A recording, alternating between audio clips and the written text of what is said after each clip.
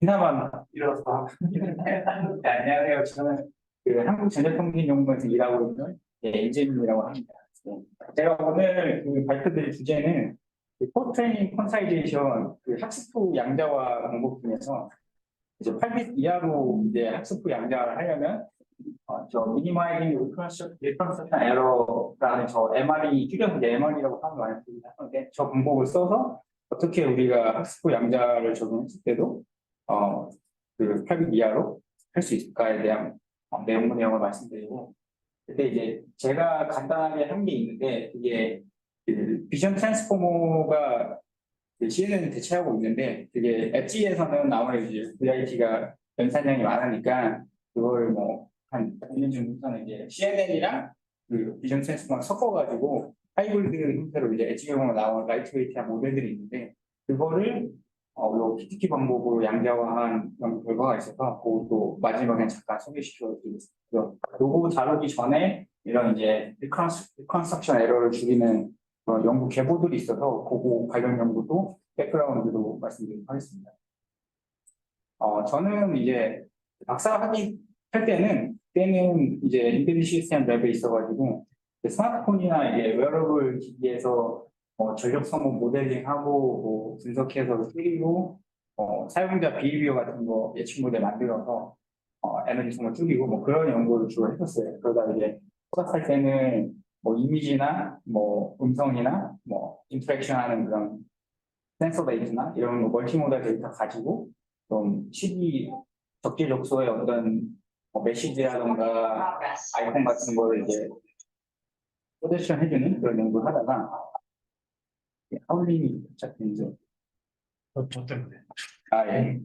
이제 연구원 이제 2019년에 입사해서는 프로젝트를 3개를 이제 하나를 끝냈고 이제 지금 2개를 하고 있는데 주로 이제 그 컴파일러 개발하는 쪽에 참여해서 그 MPU에 맞는 이제 컴파일러 개발하는 그런 과제를 쓰겠습니다. 거기서는 저는 그 양자화 알고리즘이 사실 실제로 이제 워킹 하려면 컴파일러 단에서 이제 구현을 해야 하지 않습니까? 그 텐서플로 라이트 나온 CVPR 2018 그 논문처럼 완전 이게 인테저 온리로 그 스케일이나 중간에 이제 퀀타이즈하는 이제 스케일 팩터까지 다 인테저로 바꿔서 이제 컴파일러로 녹아 들어야 되는데 그런 이제 컴파일러에서 인테저 온리로 인퍼런스하기 위한 그런 양자화 알고리즘 같은 거는 컴파일러에 들어있고 좀 빠르게 실행하려고 뭐 레이어 퓨전 같은 것도 다뤘습니다. 오늘 발표 드릴 거는 이제 그런 프랙티컬하게 뭐 엔드투엔드로 인테저 온리로 풀리 인테저로 실행하기 위한 그런 양자화를 소개시켜 드릴 건 아니고 그냥 완전 알고리즘 레벨에서 이런 PTQ 알고리즘 레벨에서 어떻게 로우베이스로 가기 위해서 어떤 테크닉이 필요할까 이제 그런 부분에 대해서 말씀드립니다. 초반에는 그런 컴파일러 레벨에서 이제 양자화를 하다가 그게 되게 논문 쓰기도 어렵고 막 이론 엄청 많이 들어가고 막 그렇더라고요. 근데 사람들 너무 막 후가진 보면 다 파이치 레벨에서 막 시뮬레이션 해가지고 결과가 냈는데 이거 별것도 아닌 것 같은데 나도 이걸로 논문을 일단 좀 써보고 그 다음에 필요하다 하면 이제 시스템 개발해야겠다 해서 처음에는 그 노가다를 왕창 하다가 페이퍼 좋은데 쓰기도 어렵고 이름 왕창 해야 되고 그래서 이쪽으로 틀어서 최근 한 1년간은 이쪽으로 좀 많이 봤는데요. 그래서 제 나름대로 이제 양자화를 또 6가지 카테고리로 나눠본 건데 이거는 아마 다들 전문가시니까 키워드만 보시고 대충 아실 것 같고 좀 앉아서 발표하는. 예. 네.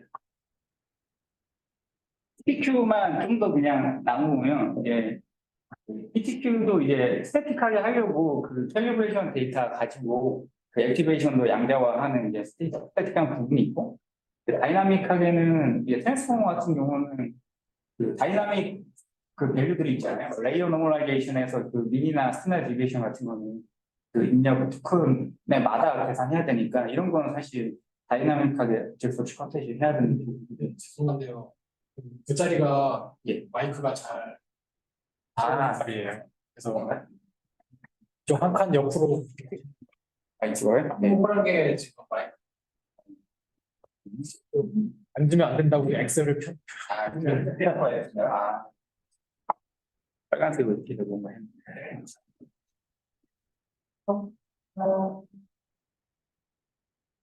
예, 이제 좀 평시 상태가 괜찮나요? 정말. 봐야 될 것 같아요.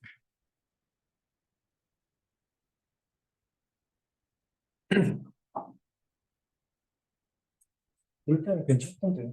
그래요? 아, 네. 예, 그럼, 예, 다시 시작하면, 예. 뭐 그런 게 있고, 그다음에 이제 데이터가 이제 없어도 할 수 있게, 뭐 있으면 당연히 이제 캘리브레이션 단계에서 이미지 뭐 1000장이나 뭐 512장 정도를 이제 캘리브레이션 해서 할 수도 있고, 데이터가 아예 없으면 뭐 제로 컨트나 이런 방법을 이용해서 그 배치놈에 있는 그 스태티스틱 정보가 있잖아요. 그걸로 이미지를 합성을 해가지고 이제 가짜 이미지로도 양자화하는 방법이 있습니다.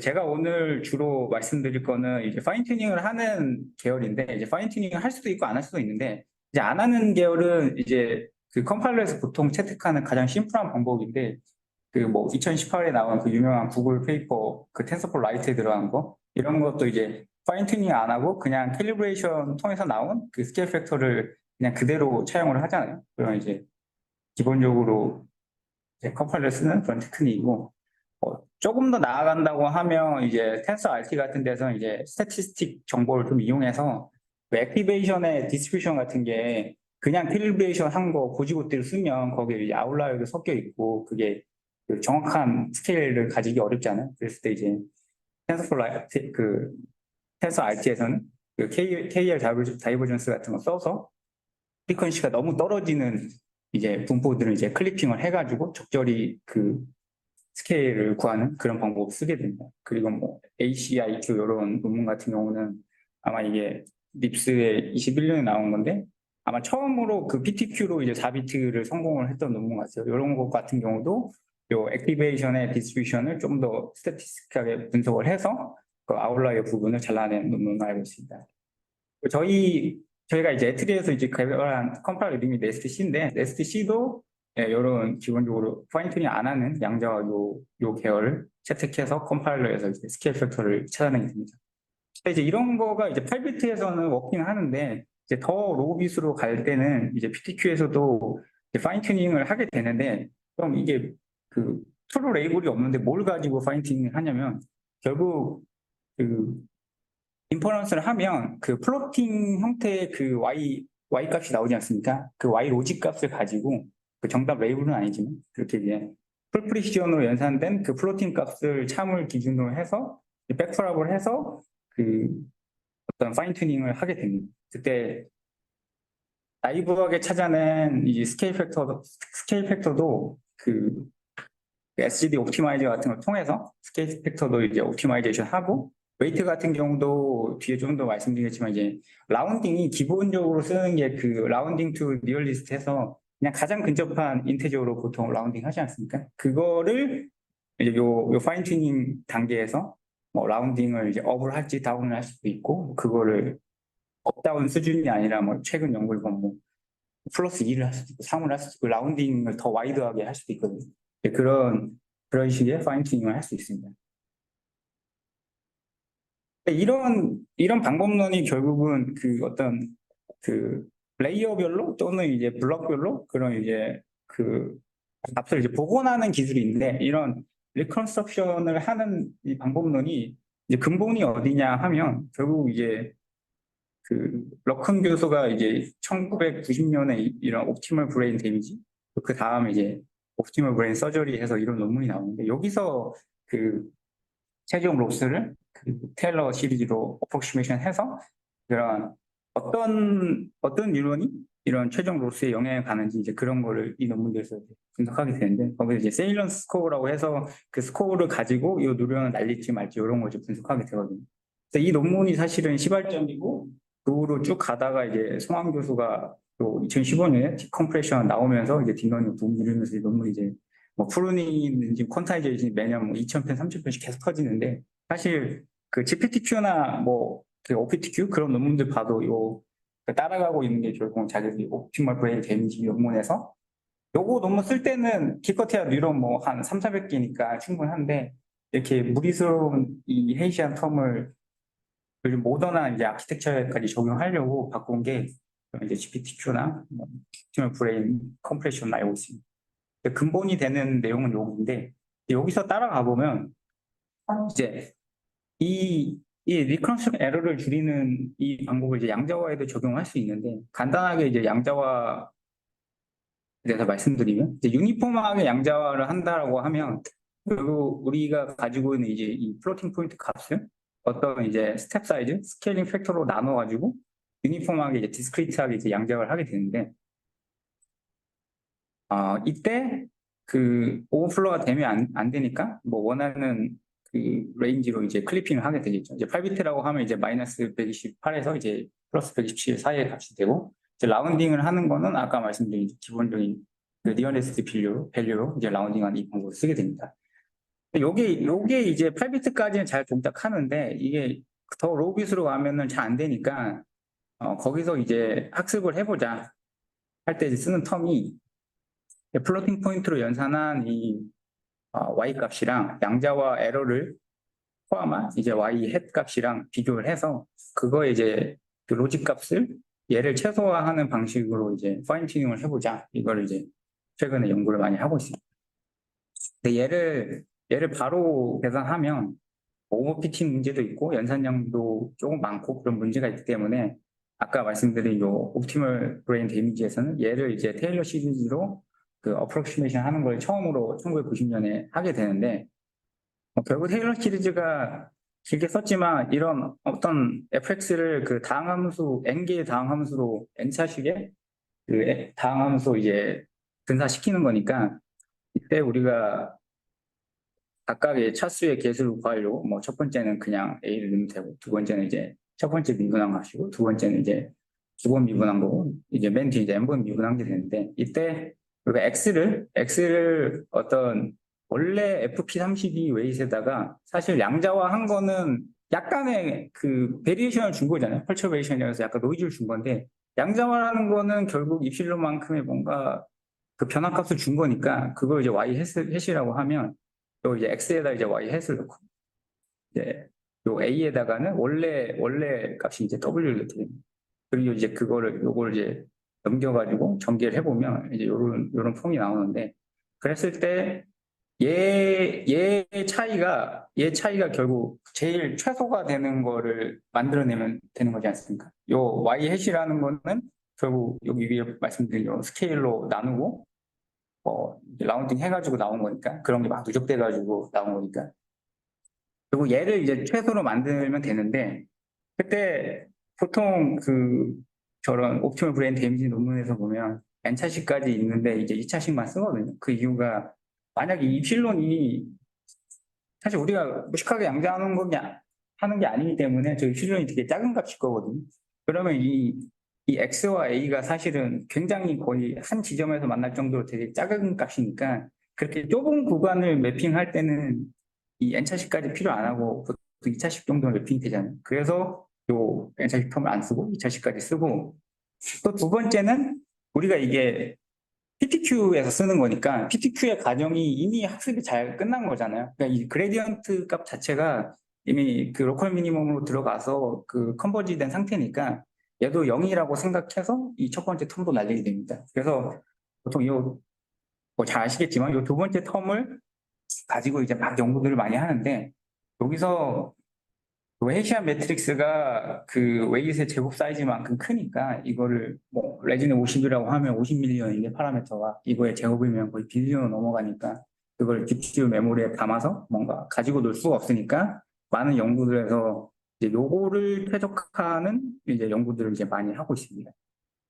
그랬을 때 제가 이제 관련 연구를 조사하면서 좀 정리를 한 건데 일단은 요쪽 어프로시메이션 한 요쪽에 리컨스트럭션 에러를 줄이는 이제 연구 계보들이 이제 얘를 모든 웨이트로 다 보면 너무 많으니까 그냥 레이어마다 완전 이거는 뮤추얼 인디펜던트하다. 그러니까 이 레이어와 이 레이어는 당연히 인터 디펜던시가 있겠지만 그건 깡그리 무시하고 각 레이어는 다 뮤추얼 인디펜던트하다 하고 연구한 게 이제 이런 아다라운드 계열이고요. 그리고 요 계열을 이제 작년 ECCV에 그 비전 트랜스포머에 적용한 게 요 PTQ BIT라는 여기서 이제 트윈 유니폼 퀀타이제이션 해서 약간 논리니어한 이제 퀀타이저를 만든 건데 그거랑 같이 해가지고 논문이 나온 게 있고, 근데 이 아다라운드에서 너무 강한 어썸션이잖아요. 이게 완전 뮤추얼 인디펜던트 하다는 게 실제로는 그렇진 않은데, 그래서 이제 BRCQ에서는 약간은 인터 레이어 디펜던시를 고려해서 풀 네트워크의 인터 디펜던시랑 이제 블락 단위로 쪼갰을 때 디펜던시 고려해서 연구를 해보니까, 풀로 고려할 때는 너무 이 몇 개 안 되는 캘리브레이션 데이터에 오버피팅 되니까 오히려 안 좋고, 적당히 디펜던시를 고려하는 게 제일 좋더라 해서 이제 여기서 이제 블락 와이즈 방법을 제안했습니다. 그 다음에 나온 거 이제 큐드락 같은 경우는 이제 BRCQ 그 첫 번째 저자가 제가 알기로 이제 공주자가 들어갔는데, BRCQ가 웨이트를 최적화하고 그 다음에 액티베이션을 최적화하거든요. 사실은 웨이트를 최적화하다가도 액티베이션을 최적화해야 이게 약간 왔다리 갔다리 핑퐁을 할 필요가 있잖아요. 얘를 옵티멀로 찾아놨다고 해서 액티베이션을 우리가 최적화할 때 이 웨이트이 옵티멀해서 안 움직인다는 보장이 없기 때문에 큐드랍에서는 요거를 왔다 갔다 하면서 최적화하는 거랑, 그리고 액티베이션 스케일을 최적화할 때 그냥 이 블락 와이즈 그 리컨스트럭 에러가 무조건 미니멈 되게 이 액티베이션을 최적화하는 게 아니라 랜덤하게 어떤 액티베이션의 그 한 밸류는 그냥 플로팅을 씁니다. 그런 식으로 랜덤하게 플로팅 포인트를 섞어가면서 스케일링 팩터를 이제 최적화하는 게 좀 레귤라이제이션 이펙트가 있어서 더 괜찮더라. 그런 연구를 한 게 이 큐드랍입니다. 그리고 질문이 네, 지금 최적화한다는 게 퀀타이제이션 파라미터를 최적화한다. 그쵸. 네. 그 스텝 사이즈를 최적화한, 그 뭐 액티베이션 같은 경우는 스텝 사이즈를 최적화하는 거고, 웨이트 같은 경우는 그 라운딩 하는 걸 0으로 할 거냐, 그러니까 그 뭐지, 버림을 할 거냐 올림을 할 거냐 그거를 최적화. 제가 그냥 인티저로 바꾸는 거 생각했을 때 저는 당장 생각이 드는 건 스케일이랑 제로 포인트밖에 생각이 안 났는데, 그거 말고 올림할 건지 버림할 건지도 결정이 된다는 말씀이신 거죠? 그쵸. 액티베이션 같은 경우는 말씀하신 것처럼 이 라운딩 투 리얼리스트 이걸 그대로 써가지고 네. 스케일이랑 제로 포인트만 가지고 양자를 하게 되는데, 이제 웨이트 같은 경우는 요걸 라운딩 투 리얼리스트 할 게 아니라 이제 여기다 이제 플러스 어떤 0을 하면, 그러니까 무조건 뒤에 수식이 좀 더 설명드릴 건데, 무조건 내림을 하게 한 다음에 여기다가 엘리먼트 와이즈 애들을 줘가지고 0을 하면은 그건 버림이 되는 거고, 네. 여기다 1을 하면 그 올림이 되는 거잖아. 네. 그런 식으로 이제 웨이트 같은 경우는 그 웨이트 크기의 똑같은 형태의 그 엘리먼트 와이즈 애드할 0, 0이 섞여 있는 얘를 가지고 그 라운딩 펑션을 좀 최적화합니다. 그러니까 이게 뭐 QAT에서처럼 웨이트 자체를 백프랍 해가지고 막 조정까지는 안 하고 그 라운딩 펑션만 사실 조정하면 됩니다. 근데 이게 이 알고리즘 레벨에서는 굉장히 좀 괜찮아 보이는데, 이게 사실 컴파일러에서 그거 하려면 이 쓸데없이 가뜩이나 이 스케일이랑 이 제로 포인트도 되게 버든인데 엘리먼트 와이즈로 그 라운딩 펑션 업다운 해주려고 그걸 에디션 해야 되지 않습니까? 그러니까 이것도 사실 버든이고, 그 나중에 오버에서 나온 논문들은 이제 엘리먼트 와이즈 디비전까지 해서 이 라운딩을 뭐 1로 할지 2로 할지 뭐 5로 할지까지 조절하거든요. 근데 이런 게 사실 웨이트 매트릭스만큼의 그런 엘리먼트 와이즈 디비전이 들어가는 거여서 그건 사실 더 버든이 합니다. 근데 알고리즘 쪽 하는 사람들은 뭐 이게 계속 소타를 찍으니까 이쪽으로 계속 파는 것 같아요. 그리고 이 블락 와이즈를 똑같이 그 비전 트랜스포머에 적용한 게 요 APQ VIT 하는 건데, 당연히 뭐 레지넷에서 블락은 그 바틀렉인데 트랜스포머로 가면 뭐 트랜스포머로 하면 딱 좋잖아요. 그걸 또 논문을 해서 나온 게 있고, 그다음에 이제 작년 유립스에 나온 거는 이게 BRCQ에서 분명히 이게 네트워크 전체의 디펜던시를 고려하면 오버피팅 나서 안 좋다고 했는데 그거를 개선하는 게 또 있어요. 근데 뭐 레귤러레이션 조금 하면은 당연히 될 것 같잖아요. 그거를 한 논문이 또 있고, 예, 최근에 또 요거는 이제 네이버 클라우드 팀에서 한 건데, 거기서 이제 그 라운딩이 그 이렇게 업이나 다운 정도 할 게 아니라 뭐 라운딩 2, 3, 4, 5까지 좀 더 와이드하게 라운딩 하는 것도 최근에 연구를 해서 살펴봤습니다. 그런 내용입니다. 플렉스 라운드라는 것도 아까 말씀하신 아다 라운드처럼 뭔가 동일한 웨이트 사이즈만큼의 라운딩 매트릭스가 별도로 있는 건가요? 예, 맞습니다. 그거를 엘리먼트 와이즈 애드하는 게 아니라 이제 디비전을 해가지고 그 라운딩을 좀 더 와이더하게 변경한 내용. 또 마찬가지로 컴파일러 측에서는 버든이 있겠네요. 이런 거. 그렇죠. 이거는 더 버든인 것 같긴 해요. 이거는 그런 정수 더하기가 아니라 이제 그 실수 나누기가 들어가 버려가지고 얘는 특히나 그 이런 이제 라운딩하는 그 값들이 0이나 1로 그런 이제 인테저로 이제 컨버지 되게 하는 그 함수가 없거든요. 그냥 이게 실수로 다 나누기가 엘리먼트와 일어나는 거여서 더 버든이 좀 있긴 합니다. 액티베이션은 어떻게 해요? 액티베이션은 똑같이 그냥 그 QAT에서 뭐 LSQ 같은 게 보면은 그냥 그 로스가 최소화되도록 그 스케일을 학습하지 않습니까? 그 방식으로 얘도 레이어 와이즈나 블록 와이즈로 그 리컨스트럭션 에러가 최소화되도록 스케일 자체를 그 SGD 같은 걸로 그냥 튜닝을 해버립니다. 여기 액티베이션도 따로 라운딩 하는 뭔가 함수가 있나요? 액티베이션은 그냥 아마 이 라운딩 투 니어레스트 이걸로 그냥 하는 거예요. 단지 이제 이 스케일 자체를 좀 조절하는 거예요. 이게 액티베이션까지 이 라운딩까지 빡세게 최적화해버리면 이게 웨이트는 사실 우리가 이제 이미 내시면 이제 120만 장 가지고 굉장히 안정적으로 학습이 끝난 거여서 얘를 건드려도 괜찮긴 한데 액티베이션은 뭐 캘리브레이션 데이터 1000장 가지고 이 라운딩까지 최적화해버리면 너무 오버팅이 많이 난다고 해서 액티베이션 같은 경우는 그냥 스케일 팩터만 이터레이션도 한 5,000번 내외로 살짝 튜닝을 하더라고요. 근데 이 웨이트 같은 경우는 뭐 3만 번, 5만 번까지 돌려서 SGD를 많이 돌려서 학습을 많이 하고 있습니다. 그러니까 사실 이 PTQ 방법이 저는 결국 액티베이션 싸움인 것 같아요. 그게 워낙 그 텔레비전 데이터에 많이 의존을 하고 그게 논문상으로는 잘 돼도 실제 뭐 쓰는 입장에서는 그게 안 될 수도 있잖아요. 이렇게 만학의 근원은 이제 액티베이션이라고 막 얘기하는 사람들이 있는데 그래서 웨이트 온리로만 해야 된다 그런 사람들이 있는데 제가 실제로 해봤을 때도 액티베이션을 다루는 게 제일 문제가 많이 돼요.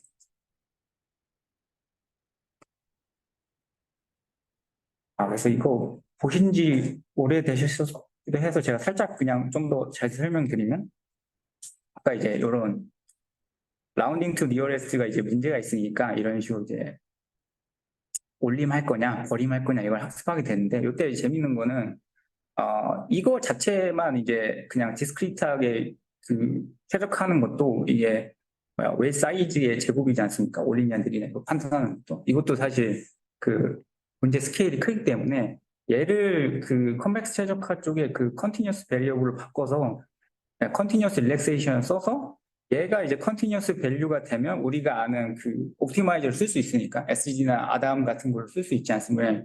얘가 이제 그 컨티뉴어스 밸류가 되면 이제 디퍼런셜 하니까 그래서 얘를 이제 요 아다라운드에서는 어떻게 그러면 컨티뉴어스 밸류를 바꾸냐 그거에 대한 내용 논문에 많이 적혀 있는데 결국 방법은 요 그 렉티파이드 시그모이드 요 펑션을 써가지고 얘가 이제 그 컨티뉴어스 베리어블인데 얘를 학습하는 식으로 최적화가 하게 됩니다. 이 V를 학습하는 식으로. 근데 얘가 뭐 0에서 1 사이에 아무 값이나 가질 수 있는데 이게 무조건 0 아니면 1로 마지막에는 수렴하게 하기 위해서 이 rectified 시그모이드 펑션을 뭐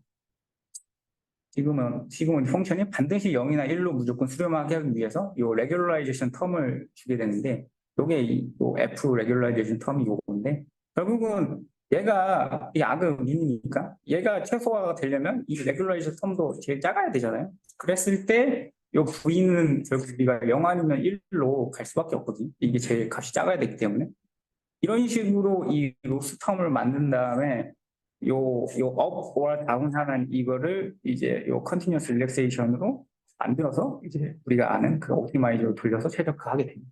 요게 ICM에 나온 건데 사실 따라오면 재밌긴 해요. 이렇게 사실 만드는 게 아이디어이기 때문에 사실 나머지 나오는 논문들은 사실 요거를 그대로 따라하지 뭐 크게 사실 계산한 건 없거든요. 근데 논문에서 또 재밌는 거는 이제 어시메트리 리컨스트럭션 이제 포뮬레이션 쓰는데 뭐 이것만 가지고도 제가 봤을 때 논문을 또 쓸 수 있을 것 같긴 한데 뭐냐면 이제 또 요 액티베이션 같은 경우는 X1부터 뭐 어떤 XN까지 이렇게 있지 않겠습니까? 그 레이어가 N개라고 하면. 그럼 그 각각의 액티베이션이 우리가 그 스케일들을 학습해가지고 옵티멀을 찾았을 텐데, 그때 XN을, 요 리컨스트럭션 에러를 줄이기 최적화할 때, X1부터 XN-1까지 찾은 얘네들을 이제 양자화한 상태에서 XN을 찾을 거냐, 아니면 얘네는 그냥 다 풀프리시전을 쓰고, 그냥 XN만 양자화해서 찾을 거냐가 있는데, 요 액티베이션 같은 경우는 이전에 그 프리비어스 X들을 다 양자화 해가지고 XN을 구한 다음에 요 레이어에서의 아웃풋 최소화가 되도록 이제 최적화를 하고, 요 W 같은 경우는 이전에 있는 그 레이어들의 W는 양자화 안 하고, 요 레이어의 W만 양자화 해가지고 이제 최적화를 하게 됩니다. 이렇게 이제 어시메트릭하게 이 포뮬레이션 하는 게 더 최적화가 잘 된다고 하더라고요. 근데 실제로 이게 상식적으로는 레이어 바이 레이어로 최적화를 했으면 n번째 레이어도 앞에 최적화된 애들의 결과물로 계산된 거기 때문에 잘 이게 어떤 이제 오실레이션 되지 않고 뭔가 옵티멀하게 찾아줘야 되는데, 실제로 해보면 굉장히 이게 불안정해지고, 그래서 이것만 해결하는 논문도 있고, 이게 사실 실제로 좀 굉장히 히스틱하게 좀 많이 들어가는 부분입니다.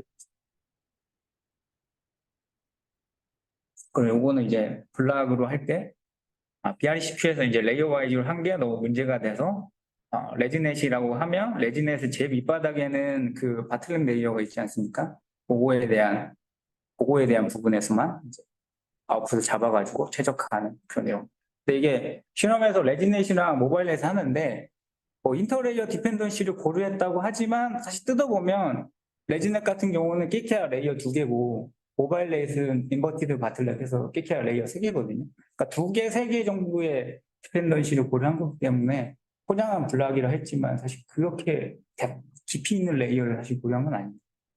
그리고 여기서는 이 아나라운드에서 이 해시안 텀이 그냥 컨스턴트의 그 아이덴티티 매트릭스의 곱이다라고 굉장히 좀 비약적인 어썸션을 하는데, 이게 말이 안 되기 때문에 여기서는 그 피셔 인포메이션을 가지고 다이아고널 텀으로 어프로시메이션 하는 그런 내용이 좀 들어가 있습니다. 큐드랍은 아까 말씀드렸듯이 그런 부분이 들어간 거고. 질문인데, 예. 그림에서 왼쪽 매트릭스는 레이어 간의 콜레이션 매트릭스라고 생각하면 되는 건가요? 어떤 그림인지. 어떤 거 말씀하셨습니까? 왼쪽 위에 있는 매트릭스. 요 매트릭스요? 이거는 이제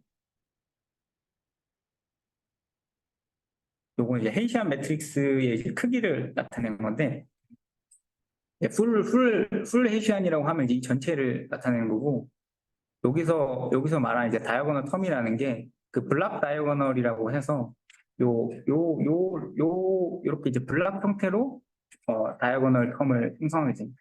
그래서 이제 아다라운드 같은 경우는 이제 레이어 와이즈니까 각각 레이어 단위로 이제 그 헤이시안 텀을 생성하게 되고, 여기는 이제 블락이라고 했으니까 요 그 바틀렉 블락에 대한 전체 웨이트에 대한 이제 그 헤이시안 텀을 생성하게 됩니다. 근데 이게 정확하게는 헤이시안을 쓴 건 아니고 이 그레디언트의 제곱으로 요거를 이제 그 추정하게 되거든요. 네.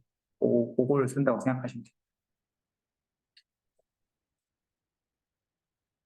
이거는 혹시 궁금하실까봐 제가 그냥 코드 하면서 좀 본 건데, 결국은 그러니까 이게 웨이트는 이제 그 라운딩 최저가까지 들어가 있으니까 리컨스트럭션 로스랑 그 라운딩 로스가 둘 다 최소화가 되도록 이제 요 웨이트 라운딩을 최적화하는 거고, 액티베이션 같은 경우는 라운딩 안 하니까 리컨스트럭션 로스만 최적화하도록 이 옵티마이저를 돌리게 됩니다. 그랬을 때 아까 보여드린 요 수식이 요 피셔 다이아고널 해서 요거거든요. 요 리컨스트럭션 텀이. 그러니까 요게 요거라고 그냥 생각하시면. 근데 보면 그냥 그레디언트의 제곱이잖아요. 요 그레디언트의 제곱이 여기 들어간다.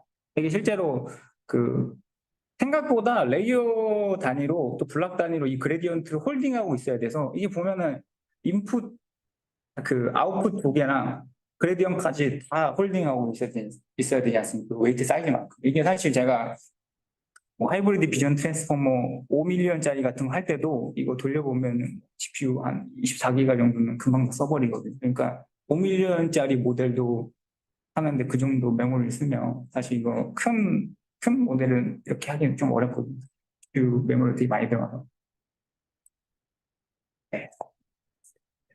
그래서 뭐 이걸 최적화하면 이렇게 스케일이 처음에 최적화하기 전에는 레이어 하나에 그러니까 레이어 와이즈 스케일이라고 했을 때 이런 식으로 나오는데 이게 최적화하면 이런 식으로 스케일 값이 좀 바뀌고 라운딩 같은 경우도 아까 말씀드린 것처럼 이제 0하고 1로 수렴해야 되기 때문에 이게 시작할 때는 2.4가 아니라 뭐 어떤 다른 값인데 그 한 3만 번 정도 이터레이션 돌면 2.4나 또 마이너스 2.4로 그 컨버지가 되고 이걸 아까 그 렉티파이드 시그모이드 텀에다 넣어보면 0 아니면 1로 이렇게 값이 이렇게 나오거든요. 그러니까 이걸 가지고 이제 실제 인퍼런스 할 때는 이 엘리먼트 에디션을 통해서 라운딩을 조절하겠습니다.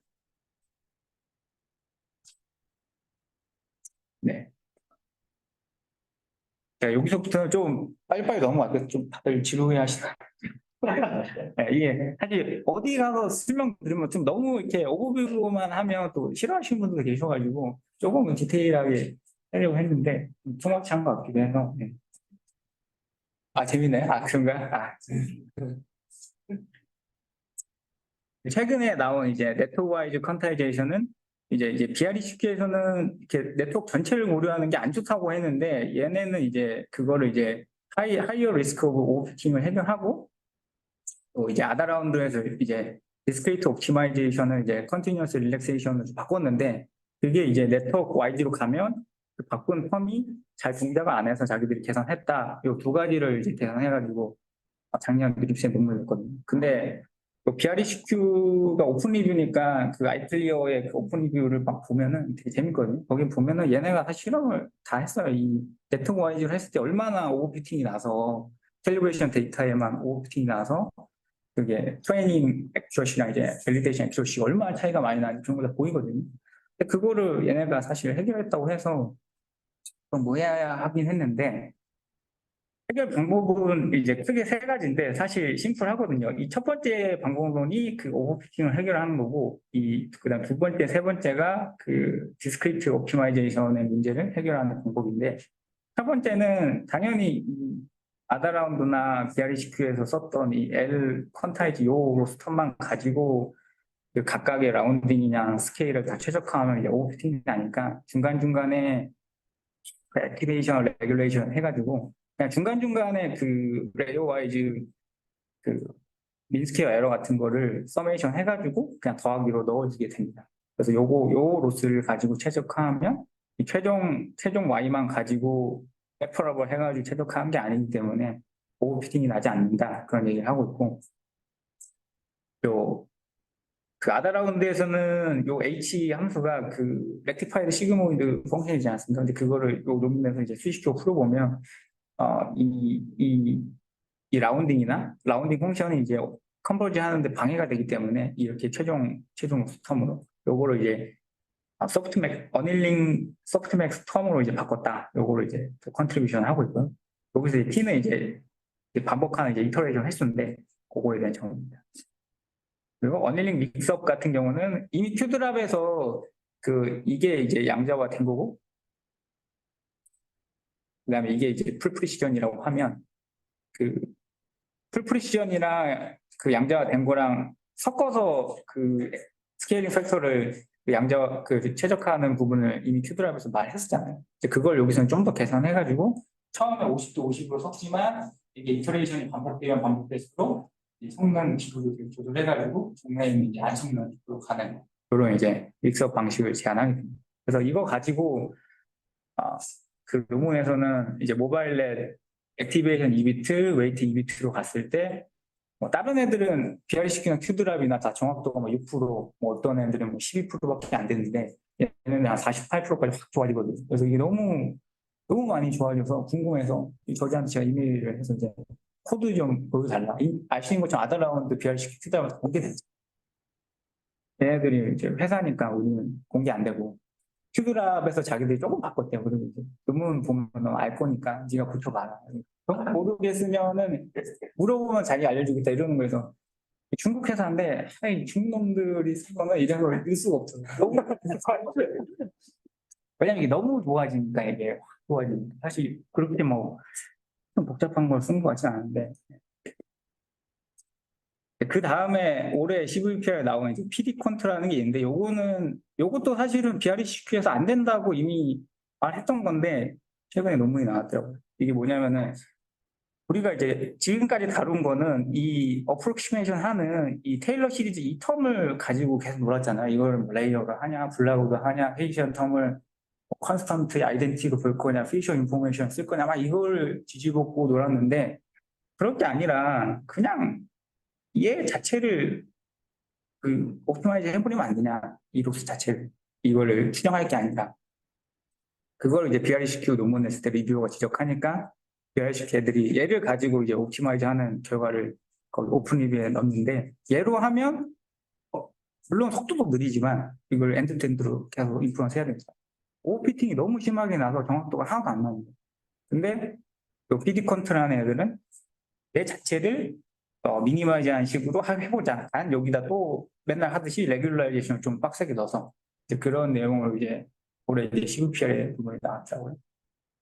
그래서 아이디어는 단순한데 PD 온리라고 하는 이 결과가 아까 그 BRECQ에서 저 그냥 로스를 직접 최적화하는 식으로 했을 때 결과인데 당연하겠지만 캘리브레이션 상태에서 액큐러시는 이렇게 되게 높게 나옵니다. 뭐 70.52, 70.41 이런 식으로. 풀 프리시언이 70.95이랑 했을 때.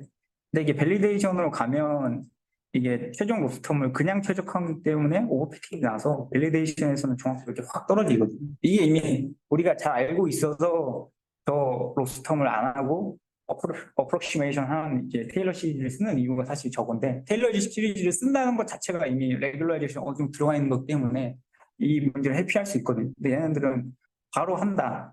뭐 어떻게 하냐?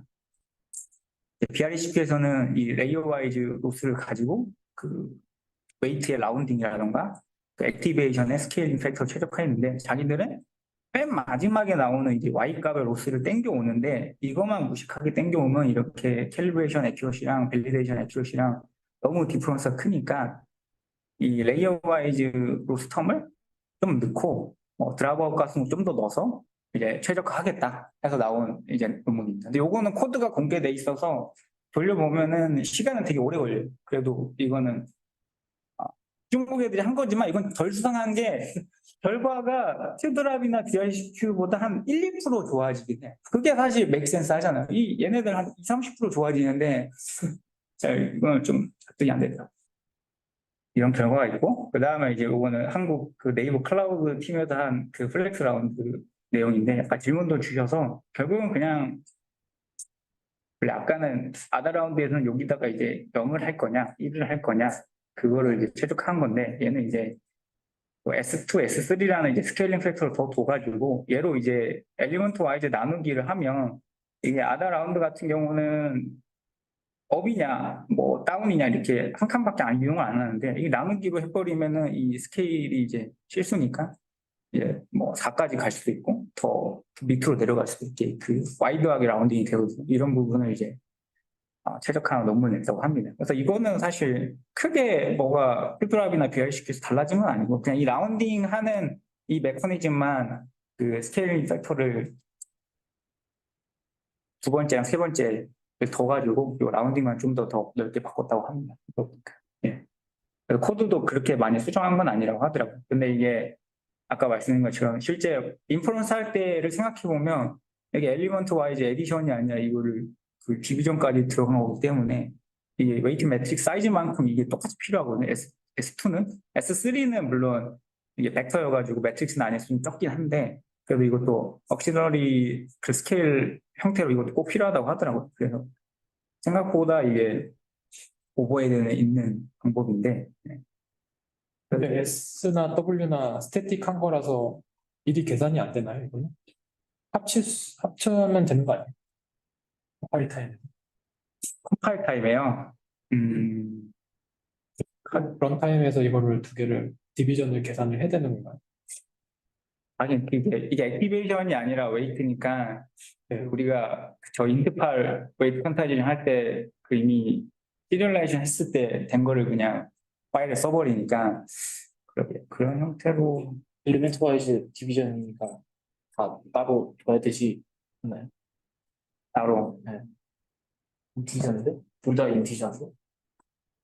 디비전을 하려면 아, 네. 각각이 지금 인티저고 네, 스케일 팩터가 각각이 따로 있어요. 네, 엘리먼트 와이즈로 각각 다 필요한 겁니다. 스케일 팩터만 있는 거면 미리 계산해 놓는데 엘리멘트 와이즈로 스케일링이 다 정해져 있어.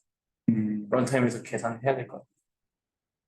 복원할 때 쓰는 이 S1은 그냥 스칼라 값 하나거든요. 네. 근데 요 퀀타이즈 할 때 쓰는 얘네들만 이제 엘리먼트 와이즈 다 들어가 있는 거라서 그러면 근데 사실 퀀타이제이션 하려는 게 메모리 줄이려는 목적도 되게 큰데 듀플리케이트하게 맞아요. 있는 거면 퀀타이제이션 하는 FB16을 예를 들어서 int 8로 네.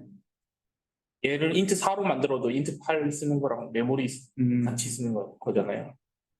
그쵸. 얘가 뭐 레인지가 어느 정도 될지 모르겠지만, 예. 프리시전이 웨이트 프리시전이랑 똑같은 정도의 프리시전이 스케일이 필요하다고 하면 예, 곱하기 2가 되는 것 같습니다.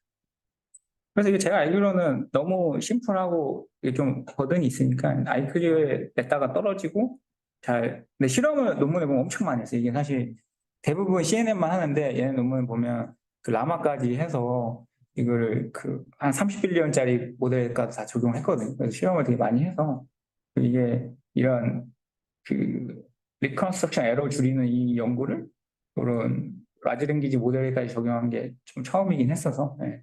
사실 그 GPTQ나 이런 거는 이제 그 옵티마이저를 학습까지는 안 하잖아요. 그냥 그거를 주변에 있는 웨이에서 살짝 조절만 하는 거니까. 근데 얘는 어쨌거나 옵티마이저로 그 SGD를 쓰는 거니까 그런 식으로 했을 때 처음으로 예, 라지 랭귀지 모델을 적용한 내용을 알고 있어요. 많이 공격은 받았던 것 같아요. 그런 이슈가 있어요. 네. 예, 그리고 시간이 많이 지났는데 그래서 비전 트랜스포머 쪽에서 이제 양자화를 한 애들인데 이게 결국 그 논문들 보면 자기들은 뭐 비전 트랜스포머 없어가지고 처음 했다 막 이렇게 얘기하는데 사실 트랜스포머 랭귀지 쪽에서 트랜스포머 양자하는 거 많이 했었잖아요. 그러니까 사실 비전 트랜스포머라고 해서 달 건 없는데 인트로들 보통 읽어보면 그렇더라고요. 근데 제가 연구하면서 오픈 소스여서 비교한 애들이 요 두 개여가지고 나머지들은 다 오픈 소스가 아니고 또 달라 그러면 자꾸 그 연애 말하면 뭐 이런 식으로만 얘기하고 있어가지고 왜냐면 제가 한 게 적용 안 했던 그 하이브리드 비전 트랜스포머에다가 이거를 리임플리멘테이션 해서 비교를 해야 되니까 그냥 그 논문에 있는 테이블에 스코어를 가져올 수가 없거든요. 그래서 오픈 소스인 것만 따로 좀 더 다시 재구현해서 실험했었습니다. 오픈 소스인 것 중에 이제 PTP4 VIT가 있는데 이게 작년 CCV에 나온 건데 이제 비전 트랜스포머에서 보통 문제가 되는 게 잘 아시는 것처럼 이제 소프트맥스 쪽이랑 이 젤로 쪽에 그 굉장히 이제 스큐드된 디스트리뷰션을 가져서 이걸 유니폼하게 하기 어렵잖아요. 그러니까 이거를 쌍둥이 뭐 퀀타이저 해가지고 요 앞에 그 사인 비트를 그 퀀타이저 두 개 중에 하나 고르는 걸 써가지고 이렇게 이제 좁은 애들은 좁은 그 스텝 사이즈를 갖는 퀀타이저를 쓰고 좀 와이드한 애들은 와이드한 이제 스텝 사이즈를 쓰는 퀀타이저를 써서 다르게 이제 퀀타이즈하는 내용을 넣고 있습니다. 그리고 요 각각의 이제 스케일링 팩터를 최적화하는 거는 아까 계속 제가 설명드렸던 그 헤이시안 텀 가지고 레이어 와이즈로 그냥 리컨스트럭션 에러를 최소화하는 방향으로 찍게 됩니다. 근데 여기서는 그 스케일링 팩터를 그 LSQ 방식으로 이렇게 옵티마이즈 해서 학습을 하는 건 아니고 그냥 캔디데이트 그 스케일링 팩터 100개를 뽑은 다음에 이 100개 중에서 요 헤이시안 텀으로 했을 때 리컨스트럭션 에러가 제일 적게 되는 그냥 스케일링 팩터를 하나 그냥 고르게 됩니다. 리니어하게 100개를 만든다 거기서 하나 꼽게 되는데 좀 단순한 방법을 쓰긴 합니다.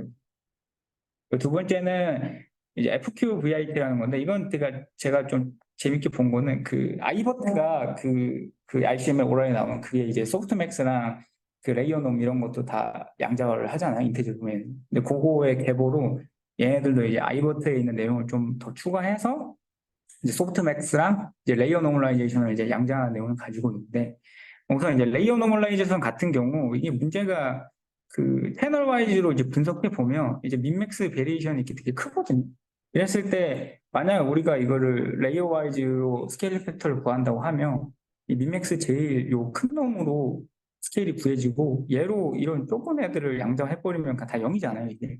그래서 이게 다 그냥 완전 채널 프루딩처럼 다 값이 다 날아가 버리는데 이런 문제가 있어서 이제 채널 와이즈 퀀타이제이션을 하는데 그러면은 어쨌거나 그렇게 하더라도 이 민 스탠다드 디비에이션이 이제 플로팅 포인트에서 연산이 되니까 그거 자체가 이제 오버헤드다라고 해서 여기서는 어떻게 하면 그런 다이나믹한 데이터를 인테저 도메인에서 연산을 할까 그거에 대한 이제 내용을 다루고 있습니다. 그래서 요 채널 와이즈로 스케일링 팩터를 구할 때 그거를 이제 어떤 S 전체가 되는 이제 S를 이제 나누기 1을 할 거 쓸 거냐, 2를 할 걸 쓸 거냐, 4를 할 거 쓰냐, 8을 할 거냐 써가지고 이게 딱 시프트 연산인데 요 시프트 연산에 연산으로 이렇게 이제 디컴포즈해서 쓰게 됩니다. 그럼 우리가 요 시프트 연산만큼 텐서를 조정하고 맨 마지막에 이 S로 이제 그 디퀀타이즈만 시키면은 요 안에 거는 다 인테저 도메인을 연산할 수 있거든요. 이제 그런 내용을 다루고 있습니다. 저도 이거를 가지고 확장한 거기 때문에 예, 조금 이걸 자세히 설명드렸어요. 그랬을 때 이제 요, 요 2의 알파에 이 알파가 사실 하이퍼 파라미터인데 얘를 뭐 얼마까지 둬야지 이 채널 다이버스한 이 채널 이 레인지를 커버할 수 있냐 했을 때 보통 한 3까지 정도 주면은 이걸 대충 다 커버하고 괜찮다고 하더라고요. 여기서 S라는 거는 플롯인가요? 요 S요? 예, 요 S는 예, 플롯입니다. 예. 이게 요거는 이제 인테저로 만들진 않습니다. S를 인티저로 만든다고요? 예, 요거가 이제 뭐 예를 들어서 예. 요거 뭐 이에 뭐 S라고 하는 거는 이제 예, 플로팅 포인트 형태의 어떤 스케일 팩터를 갖게 됩니다. 0.5 아니면 아, 네. 0.25, 0.025인가요? 0.025 이런 식으로 예, 이의 그 지수성을 가지는 그런 값으로 요거를 좀 예, 근사치를 하게 됩니다. 그러니까 이걸 채널 와이즈로 엄청 파인 그레인하게 S를 계산하는 것보다는 좀 러프하긴 한데 그래도 요 정도 다양성이면은 대충 커버하더라라는 게 요거 핵심이 하거든요. 그래서 이렇게 하면은 어쨌거나 아까 말씀드린 요 알파 값 1부터 0부터 3까지 가지는 이 알파 값으로 요 퀀타이즈를 하고 그럼 얘는 이제 인테저 도메인이니까 얘를 가지고 이제 뮤랑 시그마를 계산한 다음에 마지막에 그 뮤랑 시그마 계산할 때 요 안에는 그 어떤 정수값으로 평균하고 표준표치가 계산할 수 있는 거예요. 그러다가 마지막에 복구할 때만 그 S로 한번 곱혀주면 킹원스타이즈가 된다라고 합니다. 제가 잘 이해하고 있는 건지 예. 잘 모르겠는데요. 앞에 페이지에서 결국 계산이 어떻게 보면 뭐 익스포넨트 빛이랑 맨치사 빛 연산하는 거랑 좀 비슷해 보이거든요. 제가 느끼기에 그러니까 결국에 플로팅 네. 포인트로 계산을 해도 여기 2의 알파 C만큼 곱해주는 게 익스포넨트 빛으로 플로팅 포인트 나타내는 부분이고 네. 그래서 제가 느끼는 거는 인티저로 퀀타이제이션을 하려고 하면 되게 어려운 점들이 되게 많이 있는데 그거에 비해서 플로팅 포인트 8 정도는 어떻게 보면 되게 쉽게 퀀타이제이션 할 수 있잖아요. 네. 그럼에도 불구하고 인티저로 계속 이런 연구들이 계속 진행되고 있는 이유가 뭔지 좀 궁금해서요. 인티저로 했을 때 확실히 더 좋은 점들이 많이 있는 거지. 아, 인티저랑 인트 8이랑 다른 걸로 이렇게 질문 주신 건가요, 지금? 네.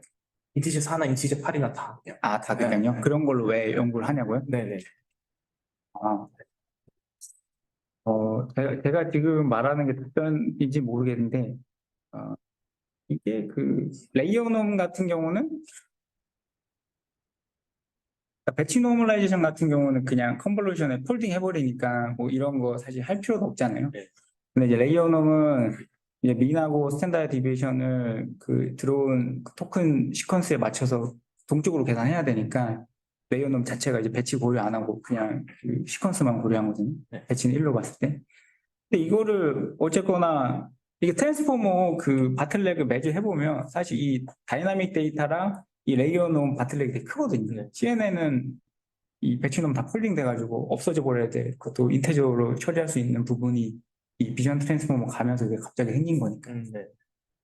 그래서 이 논문에서는 그냥 알고리즘적으로 그냥 우리가 인테저 도메인에서 이런 평균과 표준 편차를 계산할 수도 있다. 그거를 그냥 보여준 것 같아요. 이게 실제로 뭐 임플리멘테이션 컴파일러 했을 때 진짜 이펙티브한지는 모르겠는데 그냥 이게 이즈카이에 실린 논문이니까 이즈카이가 약간 그런 그런 숫자 장난 이런 이케이션 이렇게 장난 같은 거 되게 좋아하더라고요. 그러니까 별거 아닌 건데 이렇게 풀어가지고 논문상에서 나오는데 저도 이거를 코드를 보면 진짜 이게 뭐 이펙티브 할까라는 생각은 좀 들긴 합니다.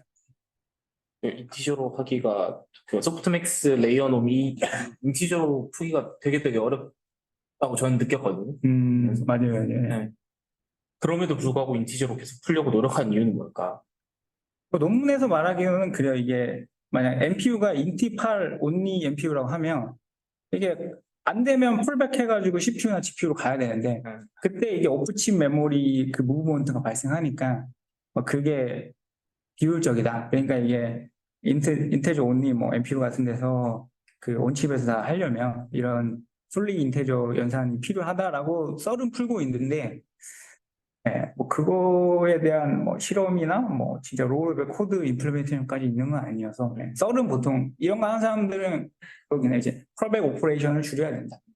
최대한 이제 제너럴 퍼포스 하드웨어 쓰는 개입을 그런 인볼브 되는 걸 줄이자 뭐 그런 걸로 이야기를 하고 있습니다.